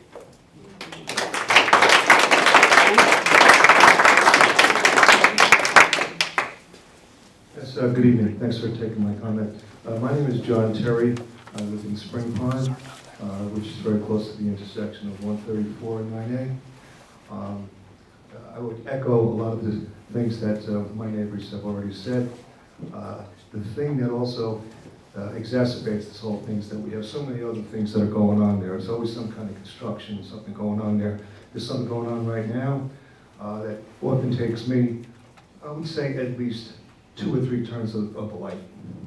Most of my neighbors at Spring Pond, when I go back and advise them about this proposal, I doubt very much that they're going to support this proposal. Thank you.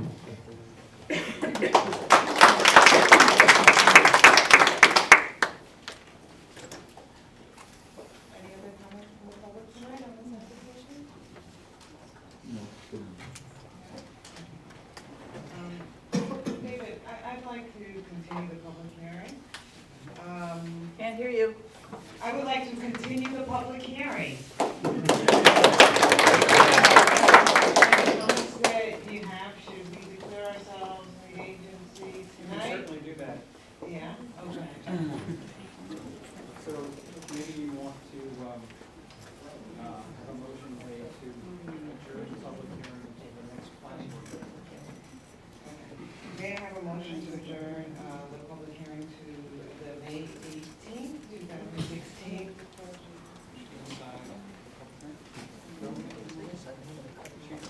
Catherine would like to. May I have a motion to declare ourselves lead agency on the Park Knolls multifamily development site plan? May I have a second? All in favor? Aye. Okay. So may I have a motion to continue our public hearing to the May 18, 2016 meeting of the planning board? May I have a second? I'm an emotional wreck. All in favor? Okay, thank you. Thank you all for attending tonight's meeting. Thank you all. That's it? That's just, that's just part of the there we go. It's nice to go. I'm getting arrested over here. Yes, I know. I have my prepared. I pull out the best of it. I'm prepared. I know.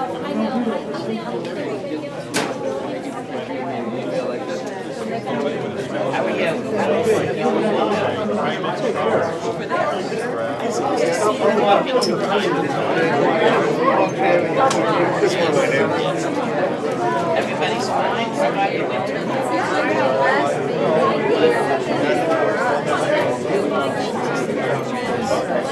Is the other one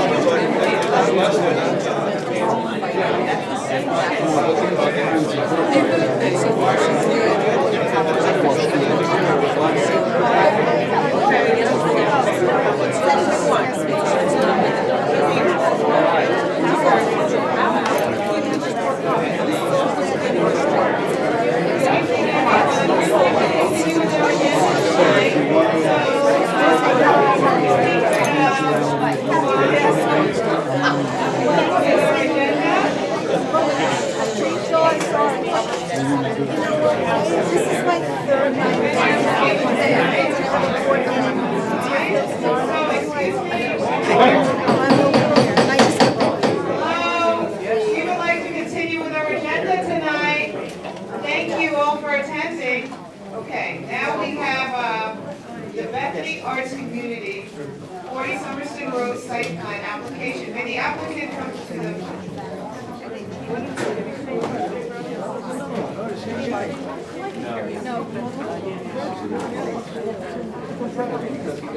left our 2-year-old home alone. I don't know what to do.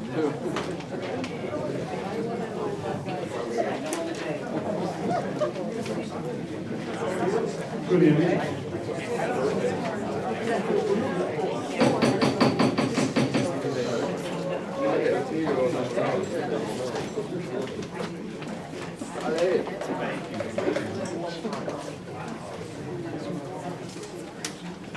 This is a project at 40 Somerstone Road. Right now, we're currently in front of the zoning board. This is a 24.7 acre property, and it was being used by the Marino brothers. It's the late missionary brothers were using it probably last year. This is the existing 42,000 square foot building on it, and this is an R40 family zone, and the use that we're proposing is a natural profit to the traffic in the scenario, which will be catering to the art community. It will be a community art center. It's a permitted use under the town code, but as such, it requires a conditional permit from the zoning board, special permit. Yes. We're in front of the zoning board of appeals, and we're still in front of them. I believe we have coordinated secret. Is that what we're seeking for? Yes. Going to be coordinated secret approval. She's going to walk you through the project. Tell you a little bit of the building. This was the original building was built in 1924. Then there was in 1951 there was an addition to it, and it was used until last year by the Marino brothers.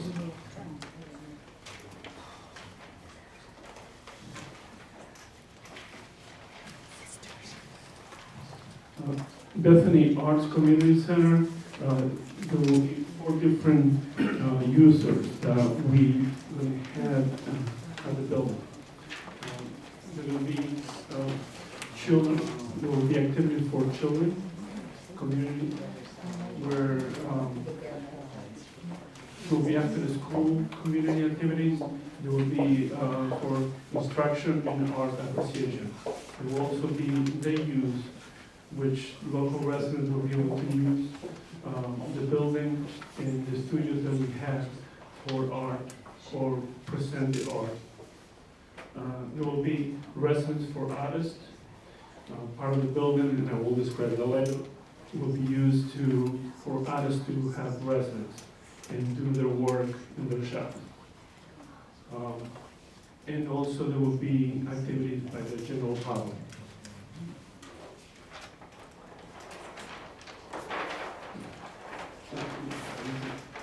Just to show you a little bit, the 24 acres, only the front portion of the property, what has been developed, and that's the only area we are working on. We're not making any changes to the building, architectural. We'll be doing interior modifications needed, but the exterior of the architecture will be the same.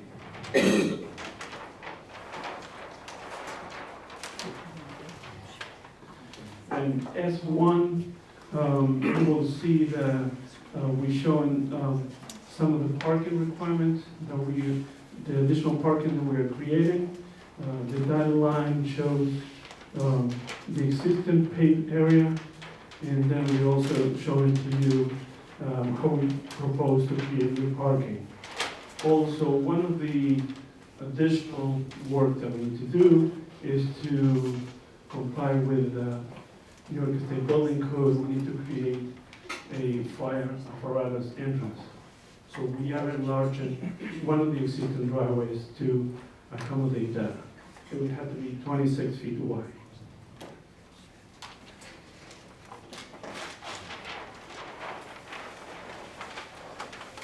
In the back of the property, in the wooded area, we're still going to have, when we create a trail, and we show a detail of how that trail is going to be built.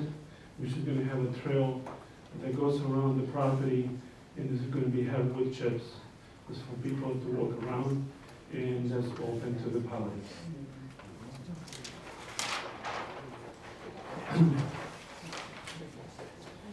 We also have submitted, because we have increased the amount of pavement area, we have submitted a plan showing how we are allocating for stormwater control.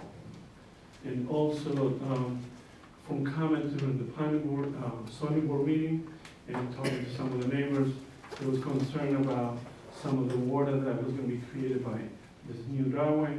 So we have created a swale along the neighbor's property, which should catch all the water generated by the driveway and will go into the catch basins that we have allocated in the property. This is some of the work that needs to be done for accessibility to one of the entrances.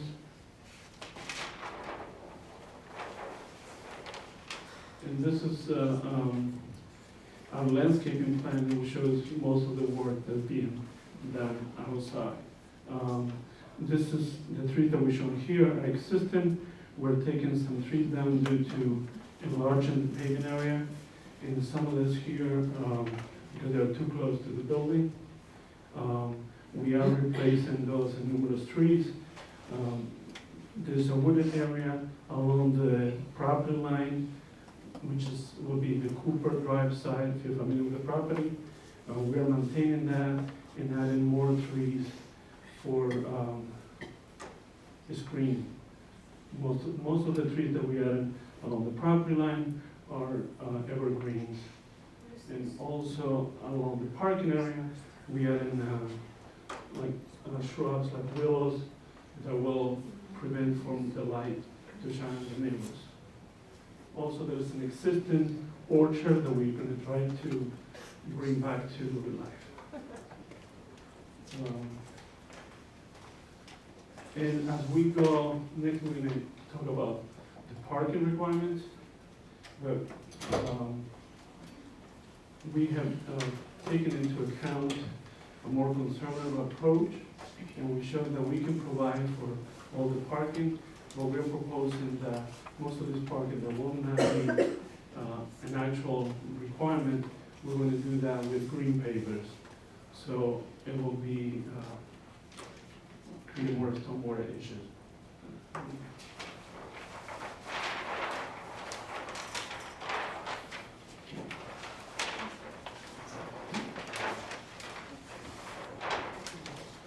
Oh, one more, sorry.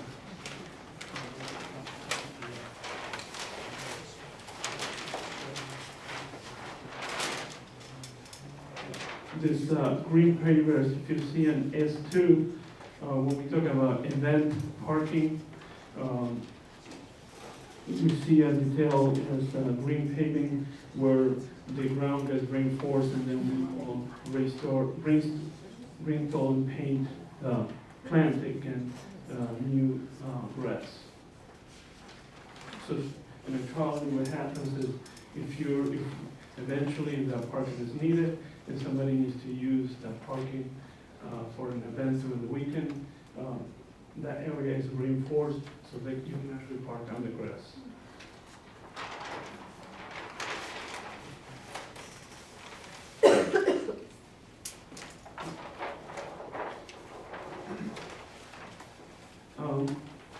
Here in SK1, we showed a schematic layout of the building and the different uses that it will have. And what we have tried to do is to, again, using the most conservative approach, and as per the town code, identify the different type of uses and allocate a parking requirement for that. And then from the planning board, what we wanted to do is if we demonstrate to the board that most of this parking are now required, and actually what we're going to do is that green pavers in place of that. So we will provide 106 parking spaces with asphalt and set to them as future parking spaces. And how many are existing at present? 70. And this here, I can show you a little bit too of how the process of how the building will be used. It will be the main entrance where we have the general administration, and as people come in, you will have some galleries to exhibit art here, and we have a multi-purpose room that right now it used to be the chapel, and now we converted into a theater or a multi-purpose room. The wings, which is part of the original Comet, which was built in 1851. It was all, I think, 44 bedrooms. And the first and second floor, we converted those into artist workshops. So an artist will come in, or a resident, and will utilize this area to paint or write or any art activity prepare, and then we will exhibit them in the galleries or prepare for the theater show. In the second floor again, we have more workshops, and what was the original house built in the 1920s, and the second and third floor were the keep those for residents. And again, I included in the drawing, not to present it on a piece of paper, from the Institute of Transportation Engineers, the generation rate for parking, and we came to the closest uses we can find for trip generation per day. And given the fact that New York State DOT said there's about 6,500 cars daily on the road right now, our increase of 23 cars per use will be 0.04% increase.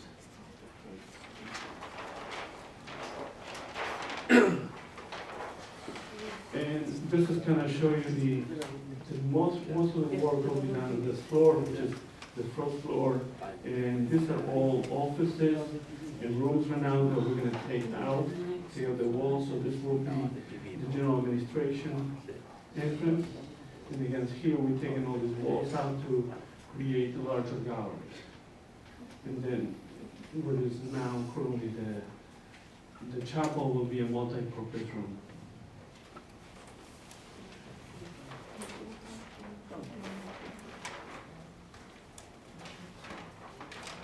Please go to the-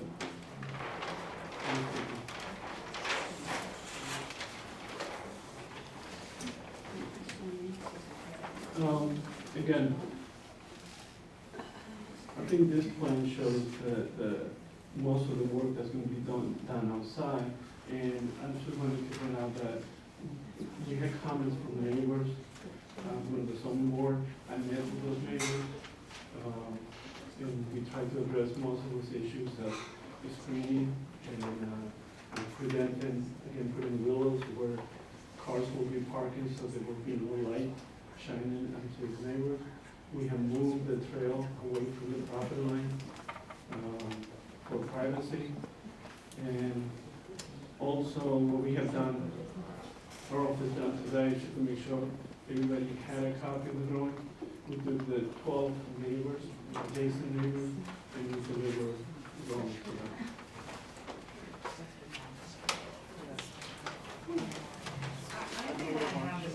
Did you submit a memo with the use and what it was prior? The use was prior, right? Yes. As you said in your Yes. you know, how it was being used up to that date, what your plans are for this specific property. You know, all the things that you said, I don't know, I haven't seen it. Do you have an official document that you submitted? We haven't, I'm not sure if this was the original document we submitted. Might have been, maybe it just went to the zoning board application. Okay. So we can submit the same document. Yeah. Okay. Have you concluded your presentation?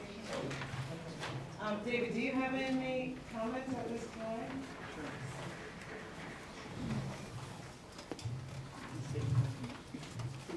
You have a memo here from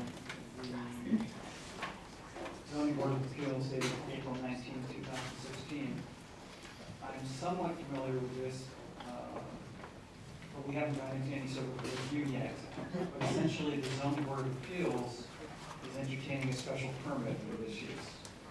If the applicant achieves and obtains a special permit, it would come to you for site plan approval. The zoning board of appeals would like a coordinated seeker review done so that there's one lead agency conducting the environmental review process. In the memo I just mentioned, the zoning board of appeals says that you are much more familiar with the seeker process and would like for you to declare your intent to be the lead agency, to become the lead agency, and then conduct the environmental review process. So I don't have to repeat myself in saying the same thing with respect to the Butler application as well, which is on the agenda later on. So if you agree with that, you could declare your intent to be the lead agency because you are one of the two local involved agencies who have site plan approval to grant if the applicant is able to obtain a special permit from the zoning board of appeals.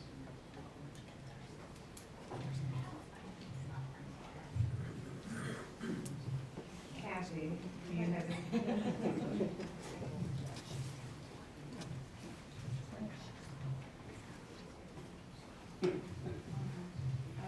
So I agree that if the board is so inclined, that it should declare it was of intent to be the agency tonight.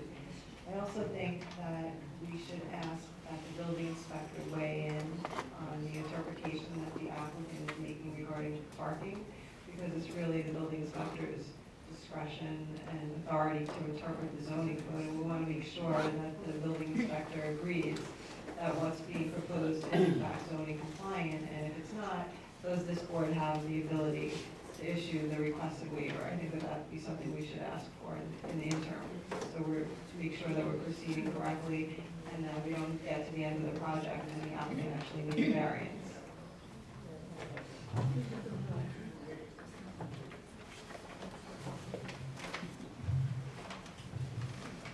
Now, how do we communicate that? Can we just have a memo sent to him so that's officially in the record is going to do that, and David Jarrell, is that most appropriate?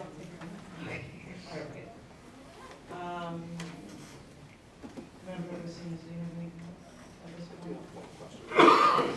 Can you give us some clarification on what the relationship of the workshops with the residences, how that's gonna coincide? The residents themselves, is they permanent, are they No, part-time? it will be transient. Okay.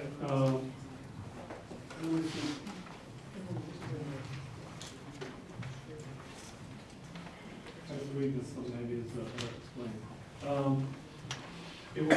What we will provide will be short-term and subsidized spaces to create a supportive environment for artists of various levels to produce while participating in the program.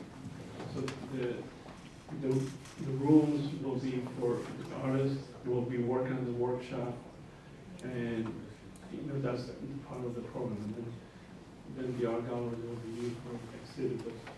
How do we find part-time? Transient is based on the program. When we talk about transient, we're talking about the program. And right now, I'm saying it's a program more than a couple of weeks or month long.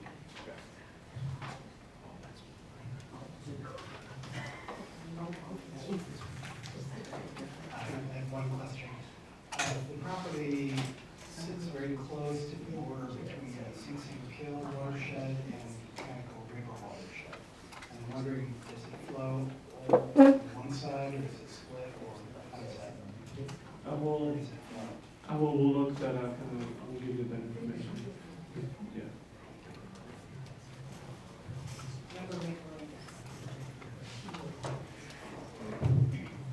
I would just like to see some more definition, I guess, of these studios versus the residences, as Jim started to touch on. Like, a lot of these people almost commute here every day. They work here, they go home, or whatever. Some are more permanent in nature, some are transient. I'd just like to see that kind of depicted, more of a schedule, really, with projections about all that, really breaking down and describing the different types of artists and the amount of time you're going to be here as best as you can. I understand projection at this point, everything else. Because, that obviously, I see you have something in here for your parking. You're allowing 25 cars for basically 25 apartments and stuff over there, but, that's kind of a bearing on parking. Obviously, particularly the ones who are like commuters, they come and go every day and everything else.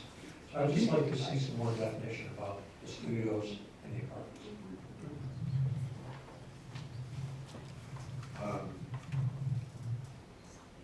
Obviously, it looks like you have 33 houses that order this property. I would also like an opportunity to visit the site because I haven't seen it all. I've seen these plans. For all intents and purposes, let's say the top of the thing is north and the bottom is south. What you proposed earlier was you want to, in order to make it code-wise, you said you have to increase one of the driveways. It's interesting that you selected the one that's closest to these houses on the north side instead of the one that's on the, you leave that one right there. Instead of the one on the south side where it looked like it was pretty much in the center of the space.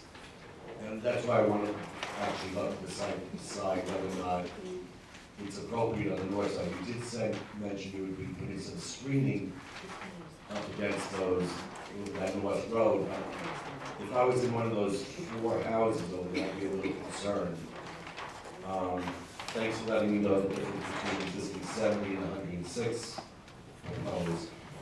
Now, this is an artist community type thing where people would be doing the artwork and presenting the artwork, so you end up having outside people come to this space and probably view it, whether or not you're going to sell it there or whatever else.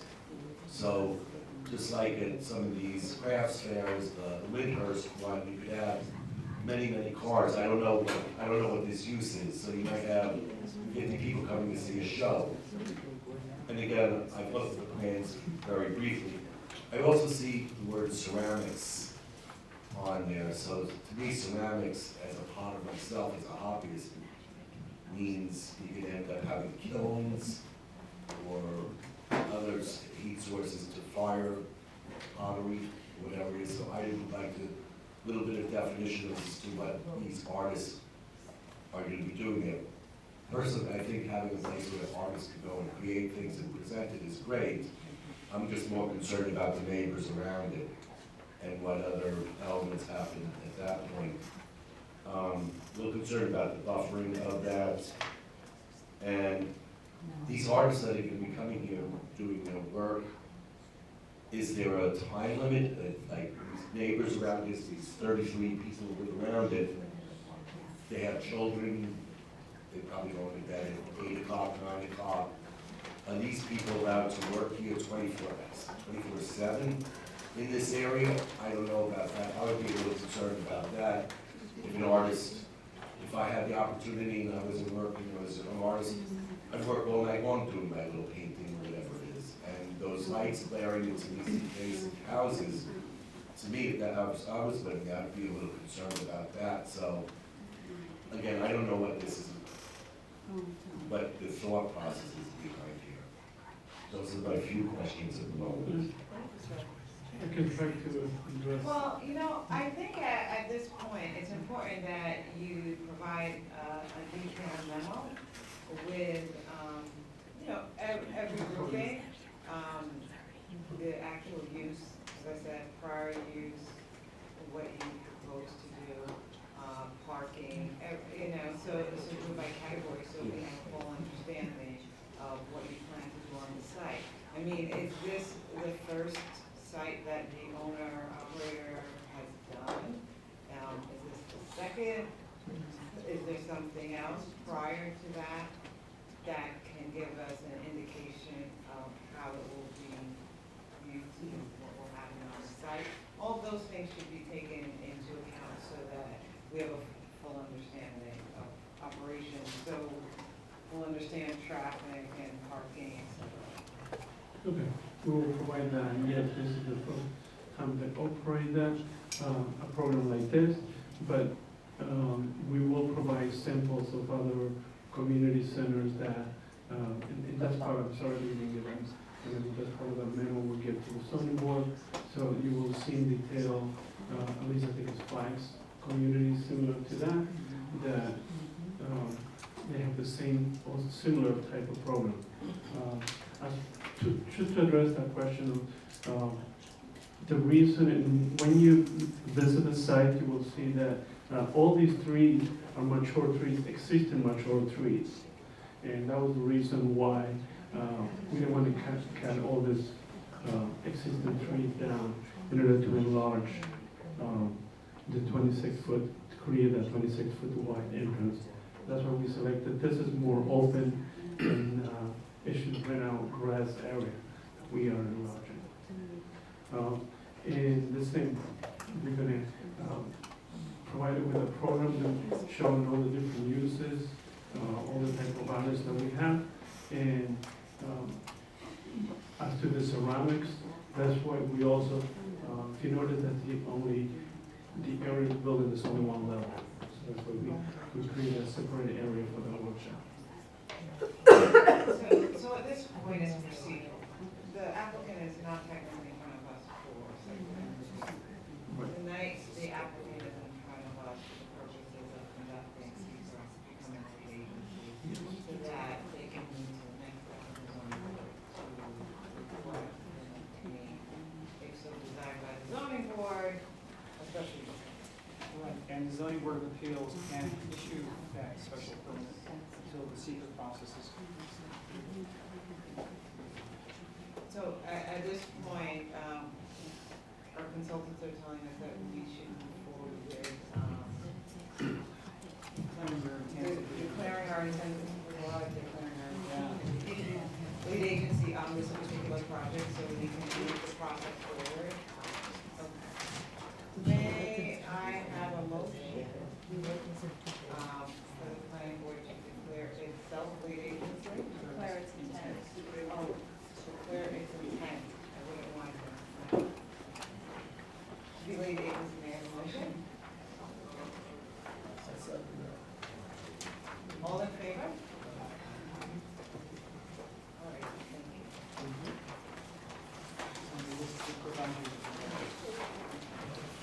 Our next application is the Butler subdivision, 2 Hillcrest Drive, 3-lot subdivision. Thanks for coming out, man.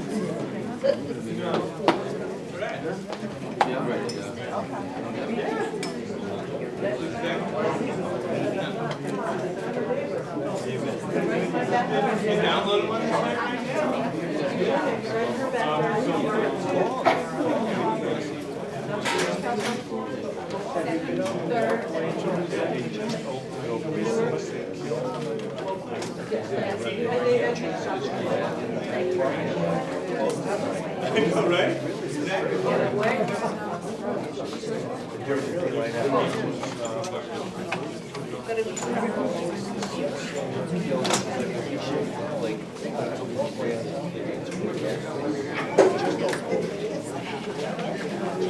When you can watch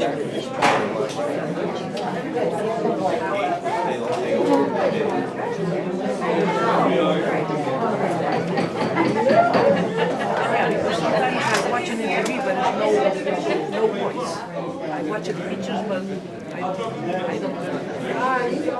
It's all right. I'm gonna ask one more time. Is the applicant here for the Butler subdivision? The applicant is not here for the Butler subdivision. That's us? Are you have Butler subdivision? No. Neighbors in the area are.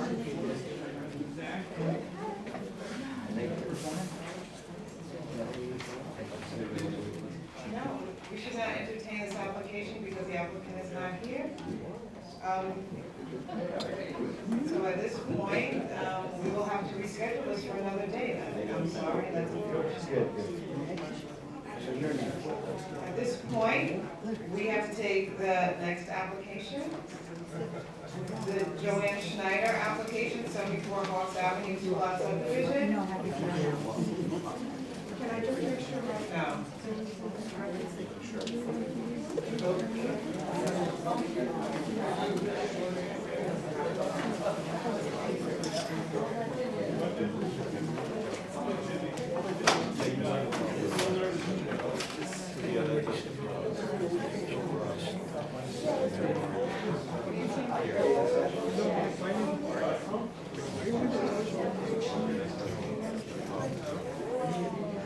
David Sessions, with Joanne Sessions Consulting. Joanne Schneider is here, as well, the owner of the property. Property is located at 74 Hawks. It's just under an acre in size. Was depicted on top of the existing condition. Configuration of the property, Hawks is located here. Existing driveway back to a home. Ms. Schneider has lived there for 40 years. 40 and something. Back in 2010, she applied to the zoning board of appeals for a variance. She was pursuing a subdivision of 2 lots. Basically, in this configuration, this was the plan. It would be a flag lot coming back to the rear of the property, which would contain her house, and then a lot up front, which would contain the proposed new house. The zoning code requires that there be a 50-foot access easement, driveway access easement on a flag. At the time, they were only capable of providing 10 feet, so they were seeking a 40-foot variance on the width of that flag. The zoning board did grant the variance for the subdivision. It was filed, I believe we included that in the papers that were submitted to you in addition to these 2 plans. There were some personal issues. I believe Ms. Schneider was taking care of her mother. At that point, she had to kind of abandon or put the project on hold. She is now back. Again, the zoning variance has been secured, that runs with the land, and we're now back to just take it through the approval process with the planning board. We did speak with David Stolman on this. He did confirm, and please correct me if I'm wrong, David, that this would be a minor subdivision. Essentially, we're here to open up the process. We're hoping that it's not a protracted process. Again, it's pretty straightforward. Short driveway proposed to a house site here. The existing driveway will remain. We have every intention of speaking with the town engineer just to make sure that he's okay with the driveway grade and so on and so forth. But essentially, we're here to open up the discussion with the planning and hopefully get to the finish line. Mr. McWilliams did my work in the beginning. Yes, I was just going to mention this. Board members can see in the title block back in 2009, it actually was. I was the architect who got the variance. Yes. For Joanne, so I was involved in that. So I guess technically I should recuse myself from this in terms of any kind of. I'll defer to our attorney. It's a different process, I understand, but I was involved in the project to get the 2 lots. I think that because of the appearance of the property, it would be best Okay. to use yourself. That's my intention, so. No problem.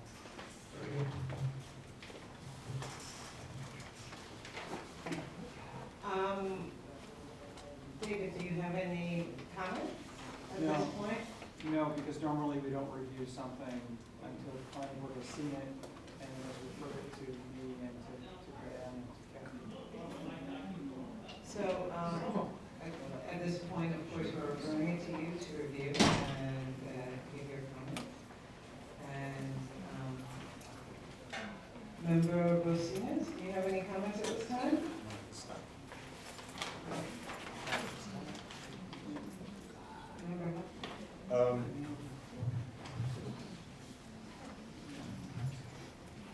So, the understanding is you want to take the properties to space up in front, proposed by the house, which is, I'm fine with. Has any thought going, and it's just a thought, of maybe sharing the driveway for your house and the other That was house? brought up when I went in front of the zoning board. Right. I don't have a problem with the bottom of the driveway being a shared driveway. I know they don't want any more going out onto Hawks Avenue, so that's not a problem with me. That's something that David would have to discuss. Yeah, and Joanne and I did discuss this briefly. No issue with the shared driveway. In fact, keeping one curb cut would probably be preferable. The only thing that aesthetically I have an issue with is taking the driveway off of the main driveway in this location, because what would happen is the house would really have to shift almost 90 degrees. You don't want to come into the side of the house. So if a shared driveway is desired by the planning board and or the staff, what we'd like to do is use the existing driveway here and then almost immediately kind of break off. So you can at least have access to the front of the house. I mean, I'm in agreement with you. at a maximum. This way the orientation of the house can still stay parallel to Hawks. So, I mean, we can certainly look at that. So in that case, David, we should push the house back a bit so that someone doesn't have to make a split-second decision to hang a left? Joanne and I will talk about that. Obviously, we're trying to keep as much separation between the houses as possible. But, if it's a matter of maybe 10 feet that might make it work a little bit better, we'll take a look at that. I'm looking at the map here and I'm having trouble orienting myself to it. Could you point out where it is relative to some of the other roads? I'm across from the main gates of the cemetery. If you're Is there near Rizzo Lane? No, on Hawks Avenue. But if you're coming as if you're heading into Ossining, right before the main gates of St. Augustine Cemetery, the 2 driveways are across the street. Mine is the long driveway that goes up. And the property, with the exception of a couple of trees along the property line here, and in the back, this is basically an open field. So it's not as though there's going to be many trees taken down, many disturbances and so forth. It's a pretty gradual grade up. because I was one of the 5 homes that gave up 200 feet for the town to come in because you put in water and gas lines, water and sewer lines. Okay, so could you make this map up clearer with your next submission? Sure. Make it lighter, show the site location, point it out clearly so that we have an understanding of where you are in the world? Yeah, absolutely. Okay. Just full disclosure here, we didn't create these maps. Joanne has a bit of a time constraint with respect to the process, not to put any pressure on the planning board, but we had just enough time to compile the existing maps that were prepared years ago, the zoning variants, and just submit it to your board in order to get on the agenda. So we just wanted to open up the discussion tonight. We will be providing clearer maps with the next submission. Thank you. We look forward to reviewing the application. And does the board have an issue with me reaching out to Dan CRC directly or informally, or meeting with Dan just to? No. Okay. You got it. Thank you. Thank you very much. Our next application is an Artist Senior Living application, 553 North State Road, site plan.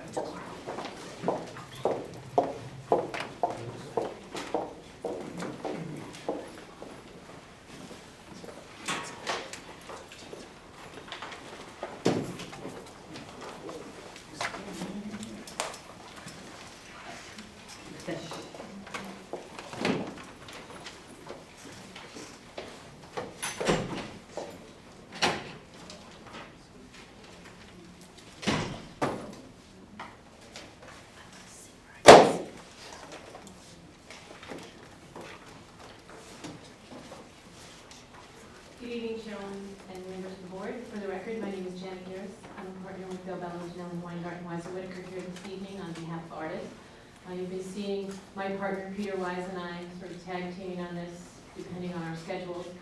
Joining me this evening, we have Dave Sessions, who is our wetlands consultant from Kellard Sessions, Brian Hildenbrand, our civil engineer, Jay Hicks with artists. Since we were here last, I think we were here last back in December, a few things have happened. One, obviously, this board adopted its negative declaration under SECRA at its December meeting. Thereafter, we went back to the town board. The town board adopted the zoning text amendment that we petitioned them for the GB district, making this a principally permitted use in the GB district. In addition, there were some modifications made by the town to the town's wetland regulations. We've taken those changes and modifications to that law into consideration. We had a meeting with your wetland consultant and your professional planner and your attorney just to go over those changes and to talk about some mitigation measures that we could incorporate into the project and keep those mitigation measures on site rather than do the previously proposed off-site mitigation. We've submitted revised drawings to you. I can have our professionals go through those things with you. I don't know if you want to talk about the wetlands, Dave, or if you want to talk about the modifications we've made to the plans. But we've tried to incorporate all of the comments of your professional staff and of the board and of your wetland consultant. So that's where we are.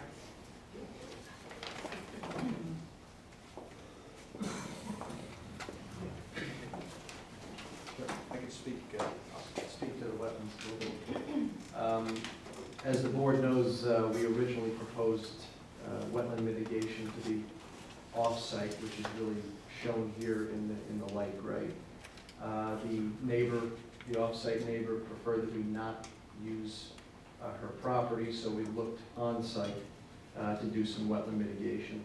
And what we've done is a number of things. Number one, shown in green, the dark green here, we've really bolstered up the quantity of the vegetation back there, trees, shrubs, ground cover, particularly within the wetland buffer, on the sides and certainly in the back. We've added dozens and dozens of additional vegetation back there. We've also introduced, shown in the light yellow, all of the walkways within the property itself. Used to be an impervious pavement or concrete. We've converted that that to a pervious pavement. So all of the rainwater, everything that gets collected or flows over this will act to infiltrate in addition to the stormwater mitigation that we've already proposed and passed by your town engineer. So we've got the bolstered wetland planting in the back, we've got pervious pavement, and also what we've done is we've provided a downstream defender water quality structure here at the southwest corner of the property. And what that will do is, as you probably know, there's an existing intermittent water course back here, and there's an existing drain inlet here. What we're doing is taking all of the, is there an offsite, we provided an offsite drainage plan as well, just to show you. There's about 16 acres or so to the north of this site, which contribute to that drain pipe. Brian will show you in 1 second. There we go. So this is our site here. It's obviously a different scale. That's the proposed building. Shown in purple here is a 16.1 acre contributing drainage area that contributes down to that area there. What we've always done is propose to take that and pipe it underneath our site into the existing drainage system at North State Road. What we're doing now is taking that 16 acre contributing drainage area, piping it into a water quality structure, which will treat, I believe, at least the 1 year storm. Yes. About the 1 year storm or so. It's basically a centrifuge. It's very similar to a storm scepter unit. How big is that pipe? I think it's an 18 inch. So you're collecting all the water into your property? It's being piped underneath our property. It always was. That was always the proposal. So we were always collecting that 16 acre drainage shed, piping it underneath our property. This is the existing pipe, this gray dashed line that exists now. And right now we're proposing this 18-inch pipe to go around our building and connect into the system of North State Road. So we were always conveying that, similar to what's happening now. There is an existing pipe. We were conveying it just in a different configuration. But now what we're doing is we're adding a downstream defender water quality structure, which will in effect treat the 1 year storm of the offsite. It's not even our storm water, but in addition to the other mitigation, we're now mitigating the currently untreated storm water that's piped today. So, and that's all in addition to the capturing and treating for the 100-year storm, which we're required to do by state regs and the town's regs anyway. So I think we've added a substantial additional mitigation to the plan, which quite frankly is a better plan in my opinion than the original plan that was proposed to be off-site. So that's basically a synopsis of the mitigation. Madam Chairman, I'm sorry, go ahead. my house is very close to this. I've walked that site hundreds of times over the course of 18 years. And when this came before the planning board, the first time I wasn't on the planning board at that time, having an artist senior living facility in my eyes, I'm just walking on turtles, I apologize. Having an artist senior living community in the neighborhood, in my eyes, is a good thing. The size of it, I'm a little bit concerned about. I think it was, I forgot the amount of beds or whatever it is. I a little bit differ with you on your little plan of where the water is. I did my own little survey of taking your plan and over the course of the few months that I have known about this, growing up where I could see the water coming in. It's literally going over right in front of one of my properties, on my property and a bunch of my neighbors. I am very concerned about the water where it makes it literally a 90-degree beeline which is on this little drawing right here, that it's gonna end up flooding into your facility. I've been living here through Floyd, Sandy, and a few other storms, and I can tell you that even if they raise the property level up to ground, that property, the whole the whole west side of that property has flooded many, many, many, many times. Okay. This might sound odd when I'm saying in front of the public, but I have a pretty dirty dog that's been swimming in that area, and she's gone swimming on your property. Okay. That's trespassing, let her know. I know, she's a runaway. I personally, and I've also gone onto your website, and I've looked at some of the other communities that you have throughout the country. And I've even seen I see you in the pretty pictures there, and it's just like what I've seen in some other ones you have in some other parts of the city, country. And the ones that you have in the rest of the country are on a lot more large acreage. What I see here is, I forgot the number of beds, excuse me. I personally think that you operate ones in other parts of the country with a smaller amount of beds. In my eyes, I would try to cut back the wings in the back and reduce the number. Yes, it would be great if you could go up to a third level. I don't know if we're allowed to do that. It's not in front of the public or something like that. Some of my other concerns are, I also looked at your website and I looked at the photos. You're proposing the exact same lights that you're using in Chattanooga, Illinois, Florida, a lot of the same components that I see on your little plans that you submitted are used everywhere else. So it's almost like cookie cutter. You took your plans from space A and popped it onto space B, which is right here. I know it's the beginning of the process right here. My eyes and a few of my neighbors have concerns also as to the water course. I've seen my neighbor's property flooded. I see what 100 years have done in 18 years to this property and what damage it's done to my neighbors with the amount of water. I also know that that waterway also has fish in it. Okay, and we're gonna, yes, and where it goes onto your property and goes right through a pipe, whoever did that 50 years ago, like 25 years ago, whatever it is, was a crime for what they did back then. Okay, that's why I asked you about the size of that pipe, 18 inches, whatever it is. And what they did with the water course going onto North State Road and going down North State Road is also a crime that should never have happened many, many years ago. But it's there, it's a fact of life where this water goes. There's 16 acres of water, whatever it is. I have been living next to 2 ponds for 18 years, and in some cases I can't even figure out where the water is coming from. And I know Bryda Park is up there, and I see the water's coming down there. It's coming from barns, it's coming from many different spots down there, but it is really flooding. I have neighbors who have come up to me concerned about this. Okay, I see one neighbor, 2 neighbors out there in the audience, maybe 3.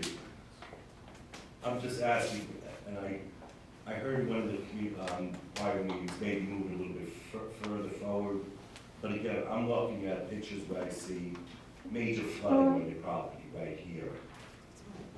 Wintertime, major flooding. Flooding.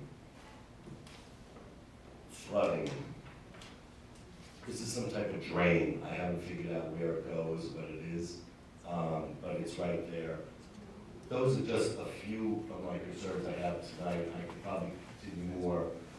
I'm just saying, look at this very carefully. Yes, having a pipe going underneath it. A few other things I want to bring up before I pass back to you is, it might sound odd, but there's a ravine that runs parallel to North State Road. Okay, my house is on it, and a few other people's. There are deer that use that 365 days a year. So you're gonna be ending up building a property, which again, I think we need something like that in the community. It's good for North State Road.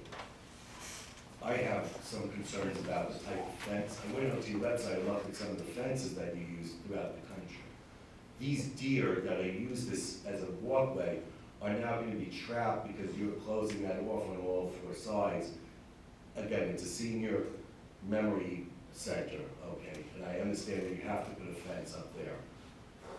These deer don't understand what that fence is, so what those deer are gonna end up doing, they're gonna end up walking onto North State Road, get killed, or end up going on to a few of the neighbors' properties, which already have deer fences around. They do it. I can almost tell you the day of the year that those deer are gonna come eat my houses. Okay. It's salad, yes. I'm a little concerned about the lights. If the lights that you're putting around the walkways and stuff like that, should be on motion sensors. These rooms that the people are going to be living in, those lights in those rooms are going to be shining into our bedrooms. All the people that are right there. I'm concerned, not just on that side, but northeast and north, south, west. All those directions. These are just a few of my concerns about. Again, I think our neighborhood needs something like this. I just don't think it needs to be that big. Okay. And obviously, I want to think about where it becomes economical for you to maybe size it down, but also have that in the community. Yeah, thanks. If I could just speak to a couple of those points. Sure.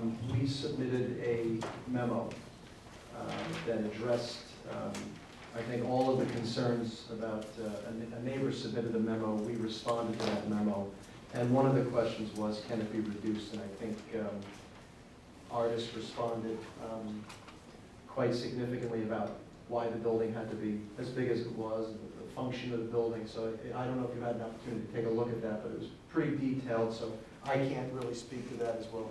But Again, I've seen in your website ones which have 20 rooms. Yeah. Here, this seems to be the maximum amount. Hi, good evening. Jay Hicks with Artis Senior Living. No, thanks for the thoughtful review at this point in the process.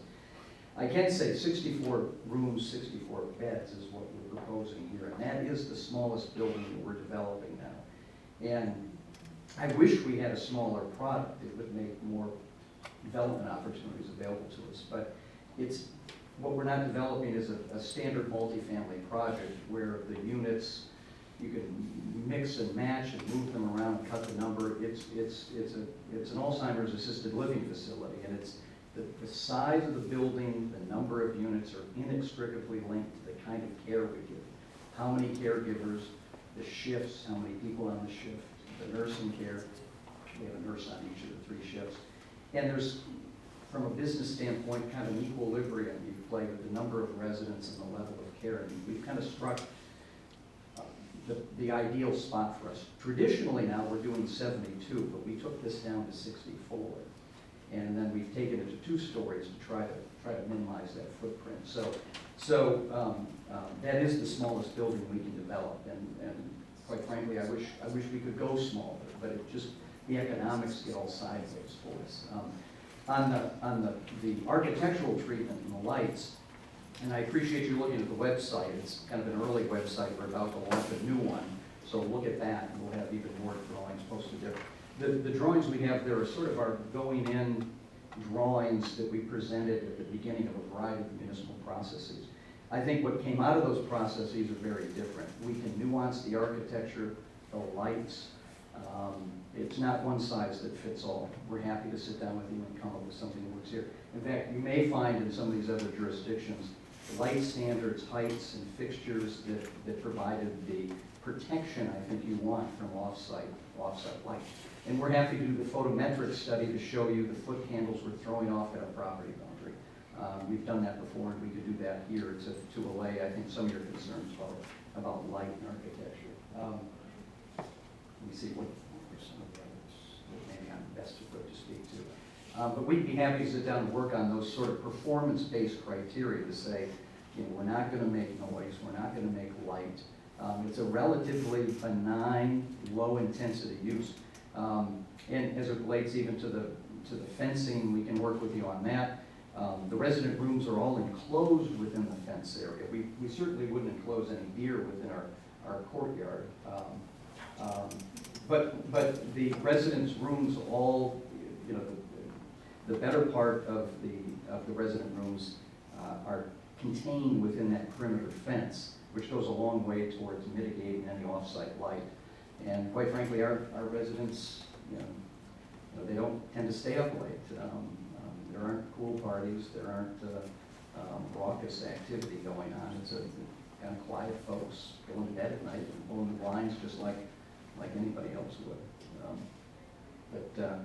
But yeah, we're happy to get into any level of detail you'd like about how we operate, why we operate the way we do, and we're happy to take a detailed list of these kind of performance-based criteria and match a solution to a problem or perceived problem that you have. We look forward to working with you on that. I have just one other thing that I just want to say.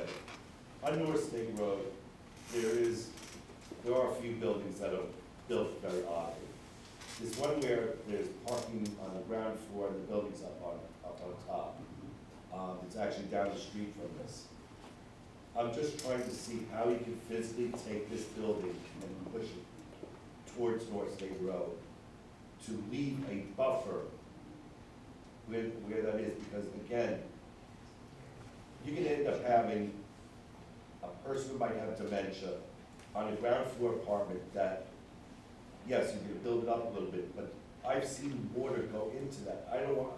I can't in good conscience see something where someone's apartment, where they're living is gonna get flooded. Yeah, and we couldn't either, and I'm not gonna play engineer, but obviously I turn to my engineer. And you end up I want to continue. Yeah, You're sure. gonna build it up 5 feet, you could put fill in there to build it up. The water is gonna go onto Donna's property over there, it's gonna back up and then just go up, and it's gonna create havoc on the property. You could put an 18-inch pipe in, you could put 24 pipes, you could put all these pipes, but down water. Yeah, if I could just, I really have to try to put an end to that discussion. We've heard that since the advent of this project. There is a berm that runs along the northern part of this property. None of our water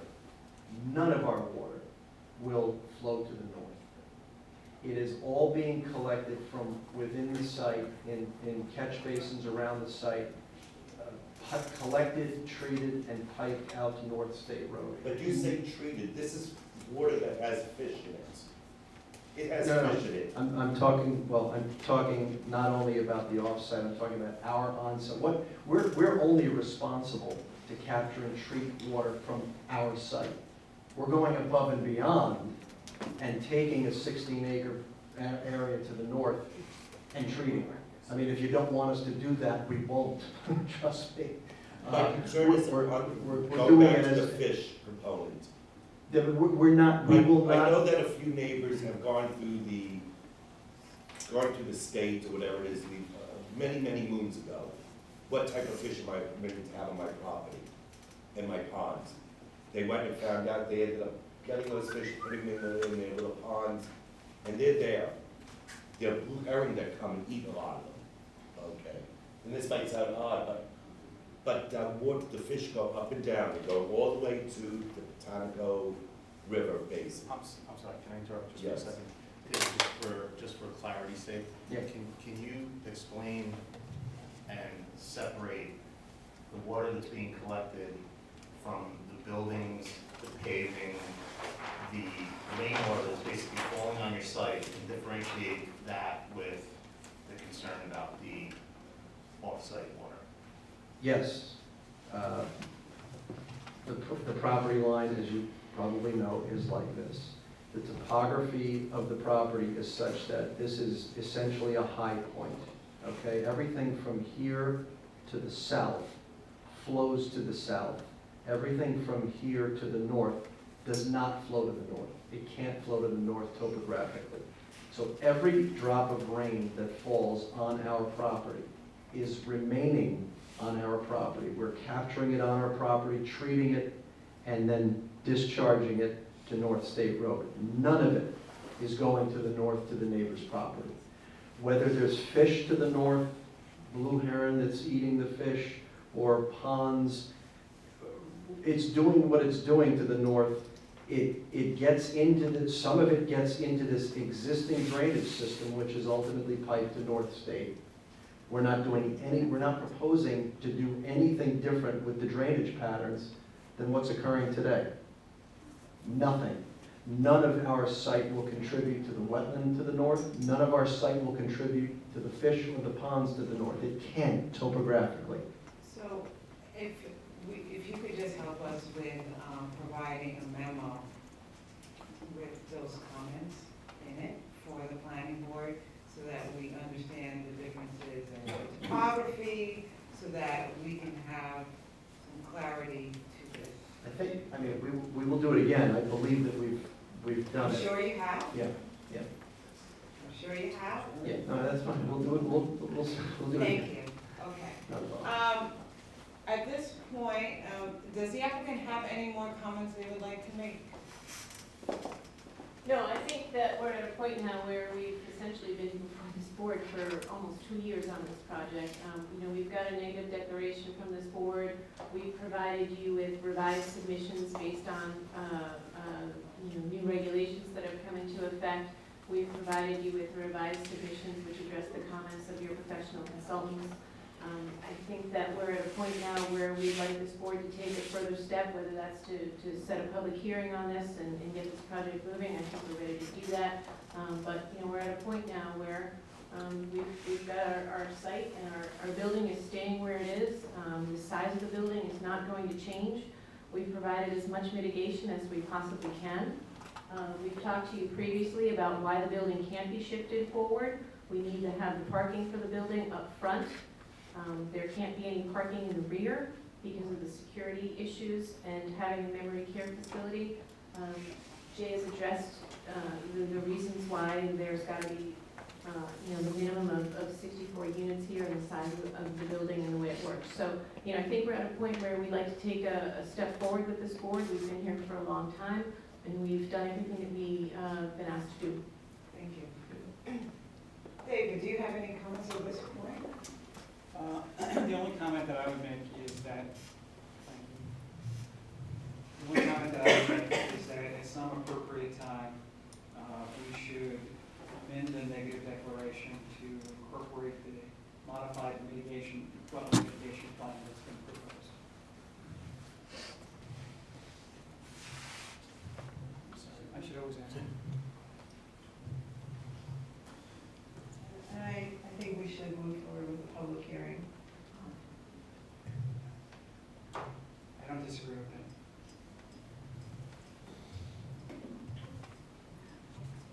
Do you have any comments at this time regarding the applicant's presentation? David did a very good job of explaining what I outlined in my review memo that I submitted to you last evening.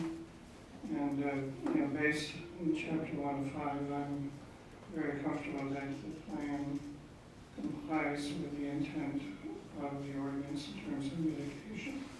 Mitigation and, the buffer impact is not a prohibitive, restriction within the ordinance. It means that it's permitted. And, we require the applicant to look at what could be done on-site as the preferred approach for mitigation.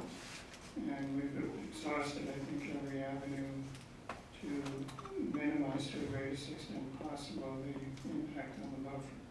When I looked at the impact, originally, you have to take into consideration the history of land use.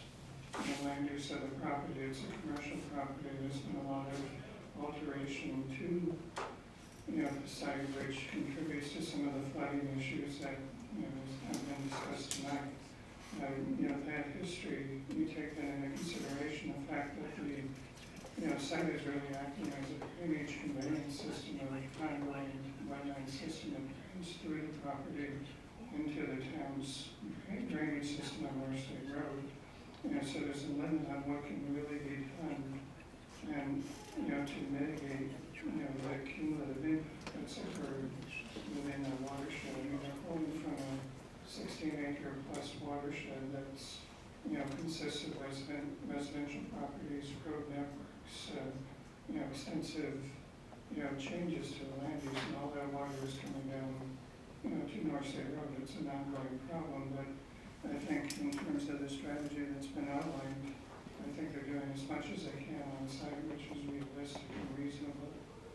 And the only other alternative in terms of the code is there is a provision that does allow offsite mitigation within the same drainage basin, which means it would have to occur within, the 16-acre watershed. And that's something that the town board would have to entertain and approve. The way it's written in the code is that, offsite is required. If it's required, it's within the same drainage basin and it contributes. It could contribute to a town board approved or adopted drainage basin or wetland improvement plan. So it implies that the town board would have to create a wetland improvement plan or a drainage basin, to accommodate any potential site, uses. In this case, because of the history of the land use, I'm not necessarily in favor of or feel that it warrants that additional offsite mitigation, because I think the fact that they're addressing stormwater, they're addressing, I'd ask them to add, the defender system in to help improve water quality that's leaving the site, because currently floodwaters have come, the outflow from the wetland that goes through this myriad of pipes, in the corner of the property, is untreated, so there's an opportunity to provide a little bit of benefit, that, before the water, continues into the town's, drainage system. So I think they're doing what they can, and I think it's reasonable considering the history of the land use that's in the area. Member Bosinas, do you have any comments at this time? No.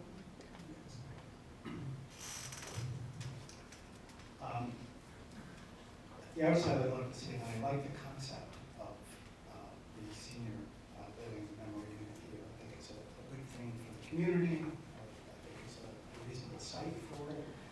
I think your building is too big for the site.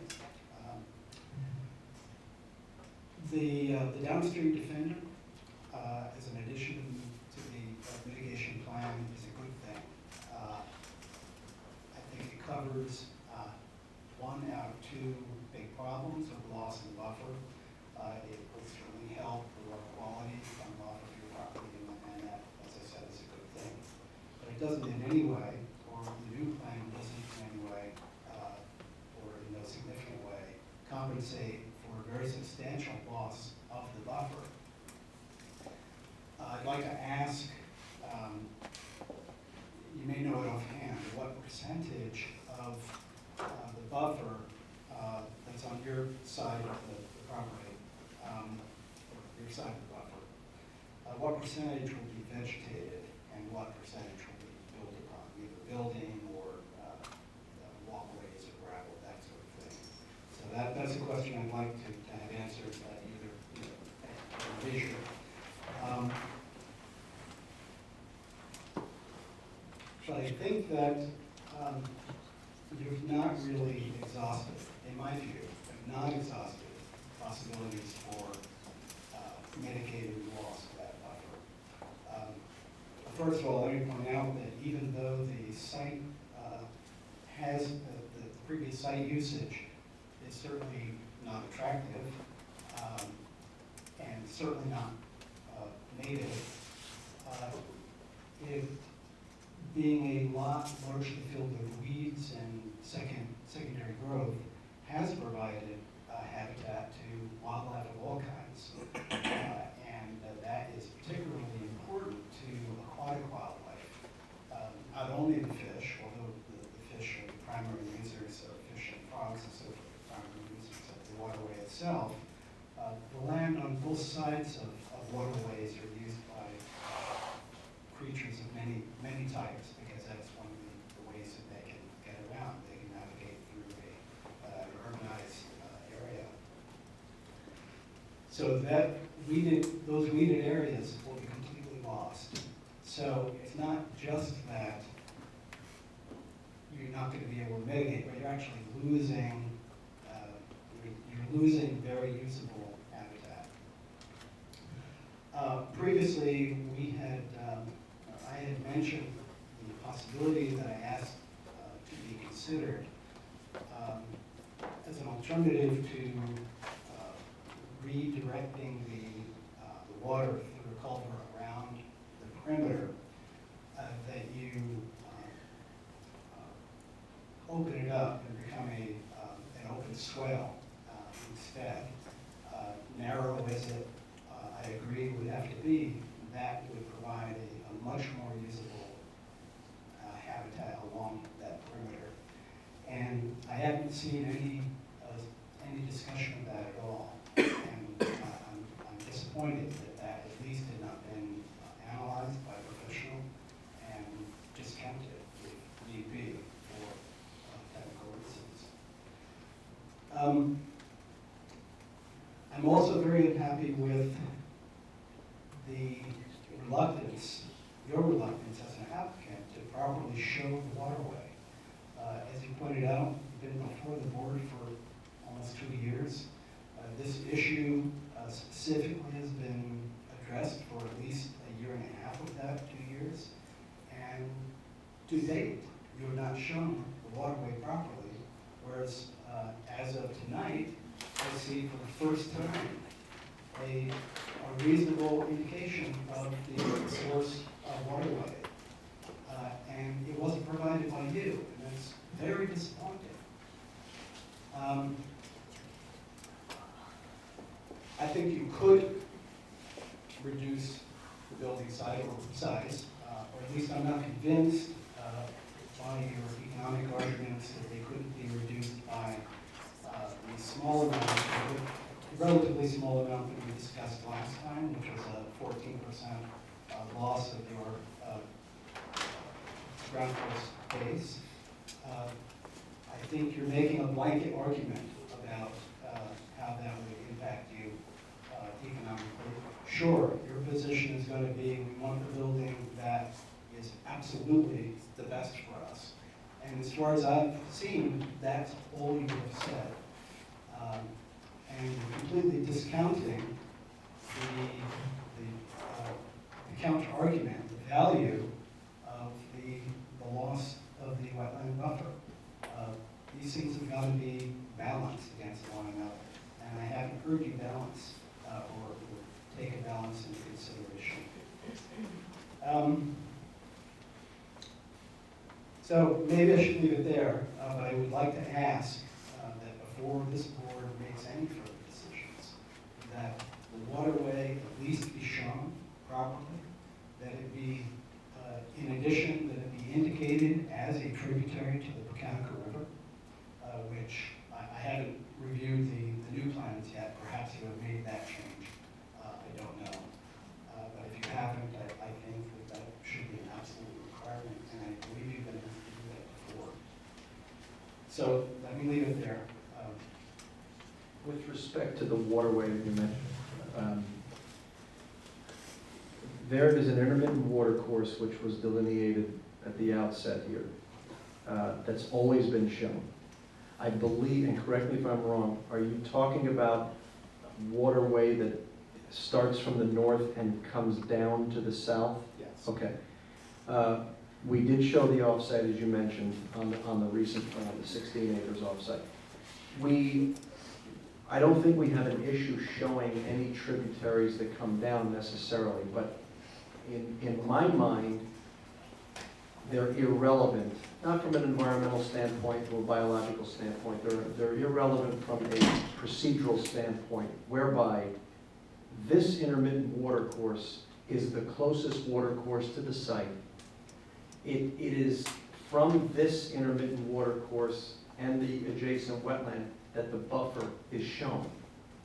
Showing the the intermittent water courses or the tributaries that are north of the site, we can do that. They're irrelevant to the application with respect to the buffer disturbances, and so forth. That, we didn't not show it for any particular reason other than this is the more important quote-unquote water course. You can make that argument, and you can say, perhaps rightly, that you would not be legally required to show it beyond the 200 feet that the planning board is allowed to ask you to show it, which we have. But as a matter of courtesy, that since in the past you have said you would show it, and have continuously not done so, I have a problem with that. Okay, point taken. And we will show it. Really, it wasn't shown for any particular reason other than with respect to the buffer that came onto our site, and the buffer that we're talking about is not a buffer from those water courses, it's a buffer from the closest one to our site, so that's the one that we felt was most important.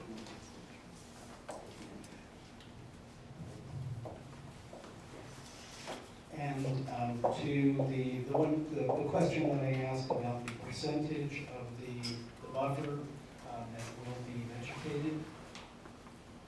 I don't have an outlet. We'll get that for you. I don't have percentages, but we Yeah. have a table of breakdown of impervious cover, total disturbances. So, I mean, we could back out a percentage for you, but the raw data is on that table. Please do back that out then as a fixed number. That would be very helpful. And with respect to the actual buffer, you had mentioned that it's strewn with weeds. Clearly, there's a massive amount of invasives back here. And I believe that your wetland consultant, was it? Yeah, that's true. Yes. It's full of invasives. Absolutely.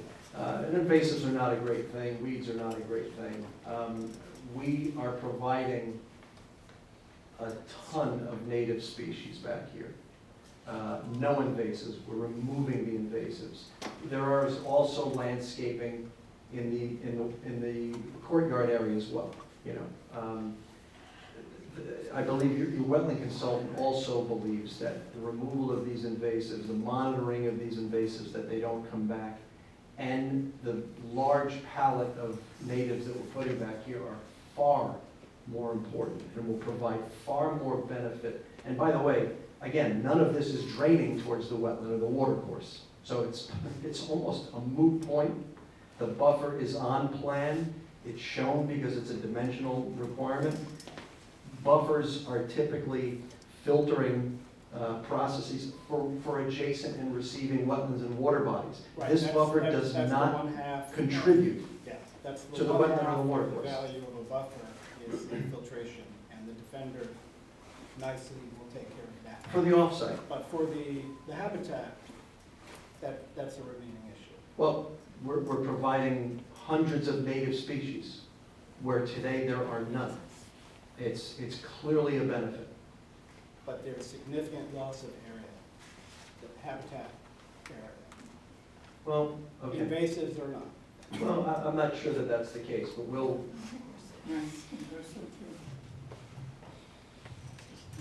Gary, one of the factors in looking at, the intent of the ordinance is to look at functional value of habitat and the buffer area. And just, 100 feet is really an arbitrary number. It's set up for regulatory purposes, to be in a zone that is subject to regulation. But when you look at wetland function, you take in a lot of factors into consideration. And just because you have 100 feet doesn't mean that that entire 100 feet is providing protection to a wetland resource, especially in the case here where, the water is draining away from it. You've got existing residences, you've got stone rock outcrops. I mean, there's not habitat for amphibians or reptiles on that property. It's been obliterated and altered years ago.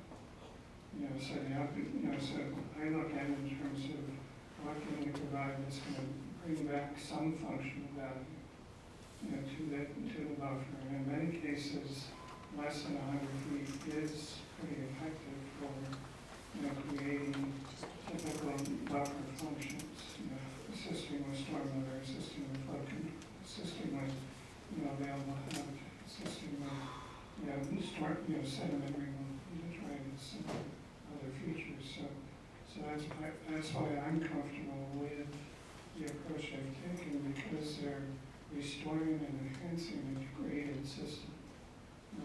And that's the key thing in my mind. I'm going to say things I'm going to do without the microphone. I apologize. Member, I'm gonna come right back to you. I just wanna make sure everyone has an opportunity to vet out what Go we ahead, I'll wait. Do you have anything else? No. Thank you. Member McWilliams.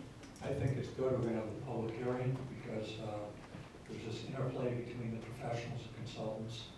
And we have a couple of residents who here on the board. I think it's good opening it up to the public. There's other residents out there bring that into play as well to get the comments. With that, I'm passing it down to Mark. Thank you, and I apologize.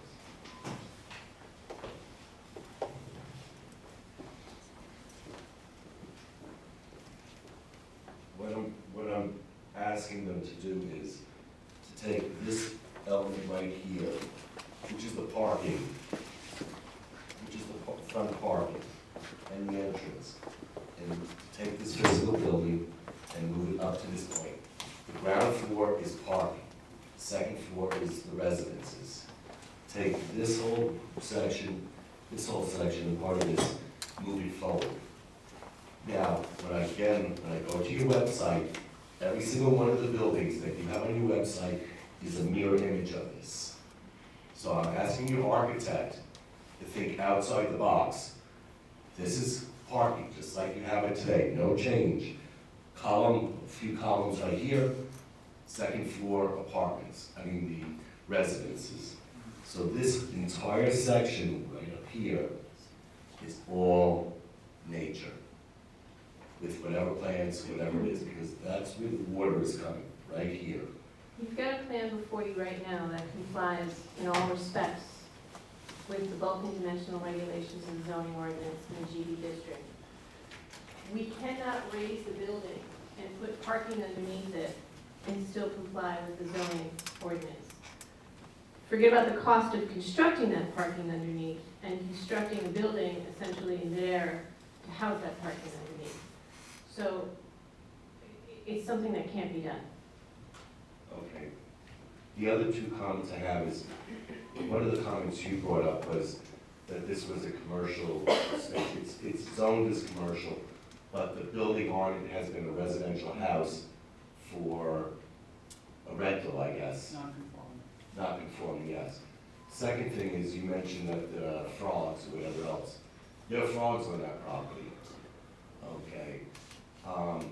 So the wildlife is not just, it's avoided. There are frogs, and you can hear them at night. You can go up there tonight, you'll hear the little crickets. They're there. Those are my best comments, I appreciate it. Thank you. Okay. At this time, the consultants have said that we should look to open a public hearing so the public has the opportunity to get involved in the review of this application. Aren't you taking comments from the audience? I'm sorry to interrupt, but aren't you going to let the residents speak? As they've spoken after each person tonight? I mean, I know. We're conducting the business of the board right now, and the business of the board right now is to have a public hearing, is to go to a public hearing, and after that's done, if that happens, I will just communicate to the members of the public briefly. So please, so at this point, may I have a motion to open the public hearing on this application? To schedule for the next meeting. To schedule for the May 18th, 2016 meeting. May I have a second? May I have a vote? Okay. It's 3-2, so we will have a public hearing on May 18th. Now, given that we're going to have a public hearing on May 18th, if members of the public would like to give a brief statement, but know that it's better to give your full statement at the public hearing so that it's made part of our official record, we would be willing to entertain.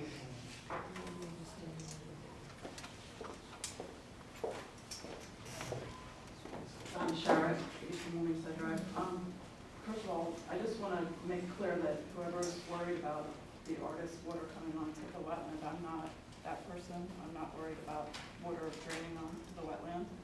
So I don't know who is concerned about that. I'm very, very concerned that the stream that's on my property has never been recognized. And it does come through from the ponds, it comes through a culvert, and it goes around. And you can see that on the topography. There are some reasons for that, and one is that with the mitigation, which I think is excellent, that you're going to be removing the knotweed, the chemical that you suggested to use is not permissible to use in running water. The way that the plan is now, you're stating that the stream is here, the stream is here, and that chemical that you would use, the glyphosate or whatever is the main ingredient for Roundup, could be used because you're showing that there's absolutely no water or stream over on my property. But there is running water there. And I think it's just a matter of accuracy. These are public records. I think all the records should be accurate. And I think the stream should be on there. So that's my comment on that. And perhaps I have questioned the downstream defender. So maybe it is just that I don't understand what it is, so maybe somebody could explain that, because I don't understand filtering a stream. I can understand a downstream defender on a parking lot or roof runoff. That makes total sense to me on a man-made impervious surface, but I don't understand it on a stream, and perhaps I'm getting that wrong, that it's not on the stream, so I just want that, if that could be explained, that would probably solve a lot of issues. The other thing is that the previous plan, I appreciate that the mitigation is not being proposed on my property because, you know, I have mature trees and with a lot of shade, and wildflower seed wouldn't have worked. But I'm one of 3 property owners where that mitigation was proposed. I don't own all 3 properties, I own 1 property. So I don't understand how the mitigation completely evaporated because I wouldn't allow it on my property. It's just a technical thing. I don't own 557 North State, which is where most of the invasive species are. That is a huge swath of invasive species, and I don't know how, without taking that out, I'm not sure how it's going to eliminate the others. And I'll leave the rest for another time. Thank you.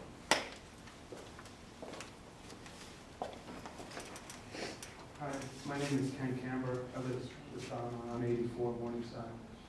And this kind of just speaks to the process about the stream not being accurately depicted.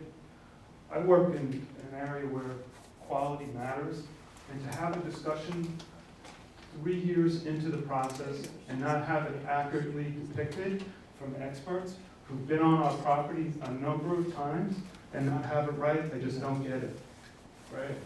And coming to this board as well as to artists kind of doesn't really speak too positively on something, why something as simple as that is not depicted properly. And the other part of it is, the other question I have is, on one of the diagrams, there's a pipe that runs parallel to our property.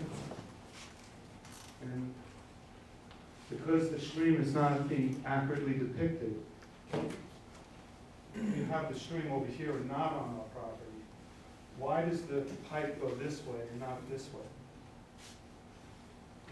It's a question. I don't know if this is a proper form doing this, but just something that I don't understand. Well, I think because if the pipe breaks, what's the implication of that? On your property? It's not going to, well, it's not If it going to break breaks- on our property because it's not on Well, our if property. it breaks on our property, what's the implication to your property? Yes. None. It's going to flow to North State Road, as everything does today. Well, actually, it's downhill. The elevation, this is 4 feet higher than ours. The pipe is going to Yes, be it underground. is. You know, as This the is 4 chair feet said, higher than this. as the chair said, it's probably better to make your comment at the public hearing, and then we'll be able to address it. Okay. Well, is there a way we can get an answer to these questions? Because we've only been asking for them for 2.5 years.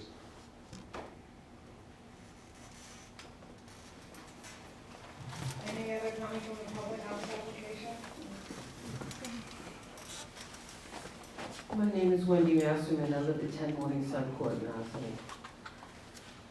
I'm a bit baffled by how this board can go to a public hearing when Donna Sherrod has pointed out so many inaccuracies. I'm the chair of the Concerned Citizens of Ossining. I'm not only a resident of the town of Ossining, but I'm a co-owner of 4 Kids Only Child Care Center, which is on North State Road. I'm very much in favor of bringing this business in, but I believe that any new construction should be done sensibly. We have new regulations about buffers, and they're being totally ignored. Instead of allowing artists to disturb the wetlands, I don't think that it can't be downsized. We talk about the number of staff and all of the overhead that's needed. I have a daycare center, I run a business. When there's a problem, like we had the recession and we had lower numbers of children, we lowered our staff. You can build a smaller building with less rooms and less staff and still be profitable. As I said, Donna Sherrod pointed out all these inaccuracies and incomplete things that have been pointed out for 2 years.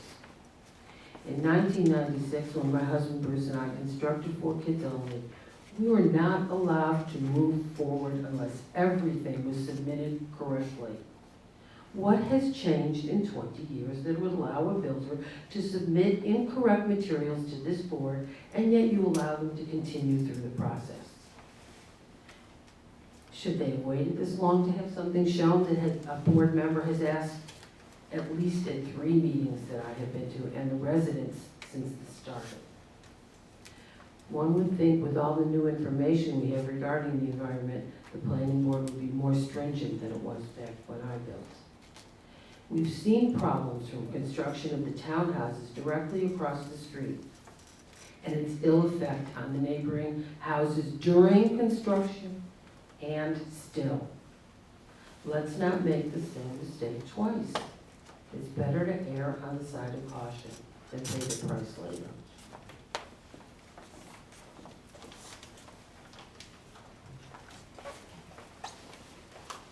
Lindsay Ellis, chairperson of the Employment Committee. One item to just address is that the drainage pipe that has been continually referred to as a drainage, that the culverted stream has been continually referred to as a drainage pipe and was referred to as a drainage pipe tonight is in fact, as Garrett pointed out, a tributary to the Panaco River and watershed, and that should be recognized and corrected. And the issue of whether or not it is economically feasible to reduce this building so that the code may be recognized, and certainly the new code recognized, it would be very beneficial to see the numbers from the applicant as to what is the economic impact when you reduce the building by 10%, 14%? How is that not economically feasible to the applicant? Reducing staff and size of the building and possibly rooms. Room size maybe can be reduced. It just, I would support some members of the board in saying take out the box, and also to justify and to give actual data as to why this would not be a reasonable pathway. Because it is a great use of the facility. So, and also I do thank Steve Coleman for his report, and also recognizing that the buffer in that area does still have an impact on the area. Maybe that should also be recognized more so. Thank you. Thank you. Do we have any other quick, yeah, I live on the other side, directly opposite this project on North State Road. May you come to the Oh, mic, sure. please, sir, My name is- and say your name and your address? My name is Rudy Albrecht. I'm living on North State Road in 552. Directly across and just south of the new building project that was put in this last year. And water is a problem on North State Road because of coming out of the new development. Plus, we got a major problem with speeders and traffic. And I am really scared about what's going to happen. Maybe we need a traffic light. Just got to ask this to be thought about. There is a concern, and I'm new to seeing what this is. It's just a concern because the last project went by and everything that I had mentioned was just not addressed. And after it was done, I was denied access to rehash it. And so I just don't want to see that happen again. I'd ask you to be vigilant about when you give plans that they're followed, because the developer of the last project had different plans than what was presented to the public. Us, the neighbors. So our good new neighbor is not a neighbor, he's a Babel. So it's just, I got a problem. Thank you. Any other members of the public? Would like to- If I could just take a moment and just to clarify a couple of things. Let's be clear. What we're responsible for is taking our property in the condition that it's in today. We're not responsible for something that happened years ago. We take the property as we find it today. We have a project that we have proposed. We need to take that project and we need to analyze the impacts of that project, which we have done. What we have shown you and what your consultants have shown you time and time again is that what's being proposed on this site doesn't impact the wetland that is off-site. The water that's coming from this site doesn't flow toward that wetland or toward the buffer area to the north. Let's talk a minute about buffers. As your consultant said, the buffer requirement in the code is an arbitrary number so that there is a regulated area around the wetland. We've considered that. We've considered that all along. What we've also been told by your consultants and by our consultants is that the buffer area has very little functional value here, and that the development that's being proposed on this property is going to improve the functionality that exists today. You will end up with a better condition after the construction of this project than what you have today. So the remarks that have been made by the public that the applicant has refused to cooperate, that the applicant hasn't been cooperative, that the applicant has somehow been disingenuous about the information that we've provided to you over the course of the last couple of years is absolutely inaccurate. It's time to take a step forward and move this project forward. We've talked to you about the number of units, the minimum number of units that is required to make this project economically viable. We've got a certificate of need from the state of New York that approves the 64 units that are being proposed here. They need to be a certain size under state regulations. This is the size of the building. We've gotten to the point now where it is not moving, it's not getting smaller. This is the proposal that you have before you. We're asking you to please consider it.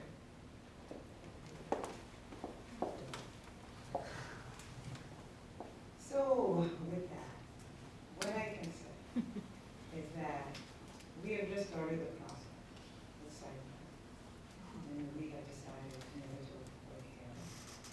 The public has a right, this community, to be involved in this application, and we are going to ensure that the public is involved in the application. The public and the applicant may not agree with the way the planning board conducts business, but we are here to balance the applicant's needs, the public's needs, and to ensure that we are following our zoning. That is what we are charged to do, and that is what we're going to do. And it's going to be unfortunate because one of the groups are not, all of the groups will not be happy with us, but we are specifically charged with understanding our zoning, listening to our consultants, understanding the needs of the applicant and property rights, and understanding the needs of the members of our community. We are going to do so in an appropriate manner. And if it takes us some time, it will take us some time. This is the process that we've all signed on for. And this is a process that's going to occur with this specific application. So with that, we have decided to move to public hearing. We're going to hear all of the public's comments. We're going to do the best job we can with this particular application. And we're going to ensure that maybe none of the groups are going to be happy, but we're going to make it the best project for the community. Okay? So with that, we're going to say good night, and we will see you on May 18th. Thank you.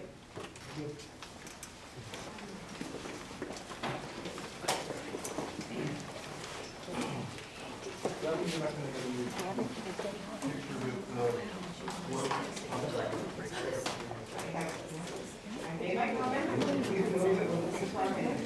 Thank you. Okay, we have minutes on our agenda. Have we all reviewed our minutes for March 16th? May I have a motion to accept our minutes?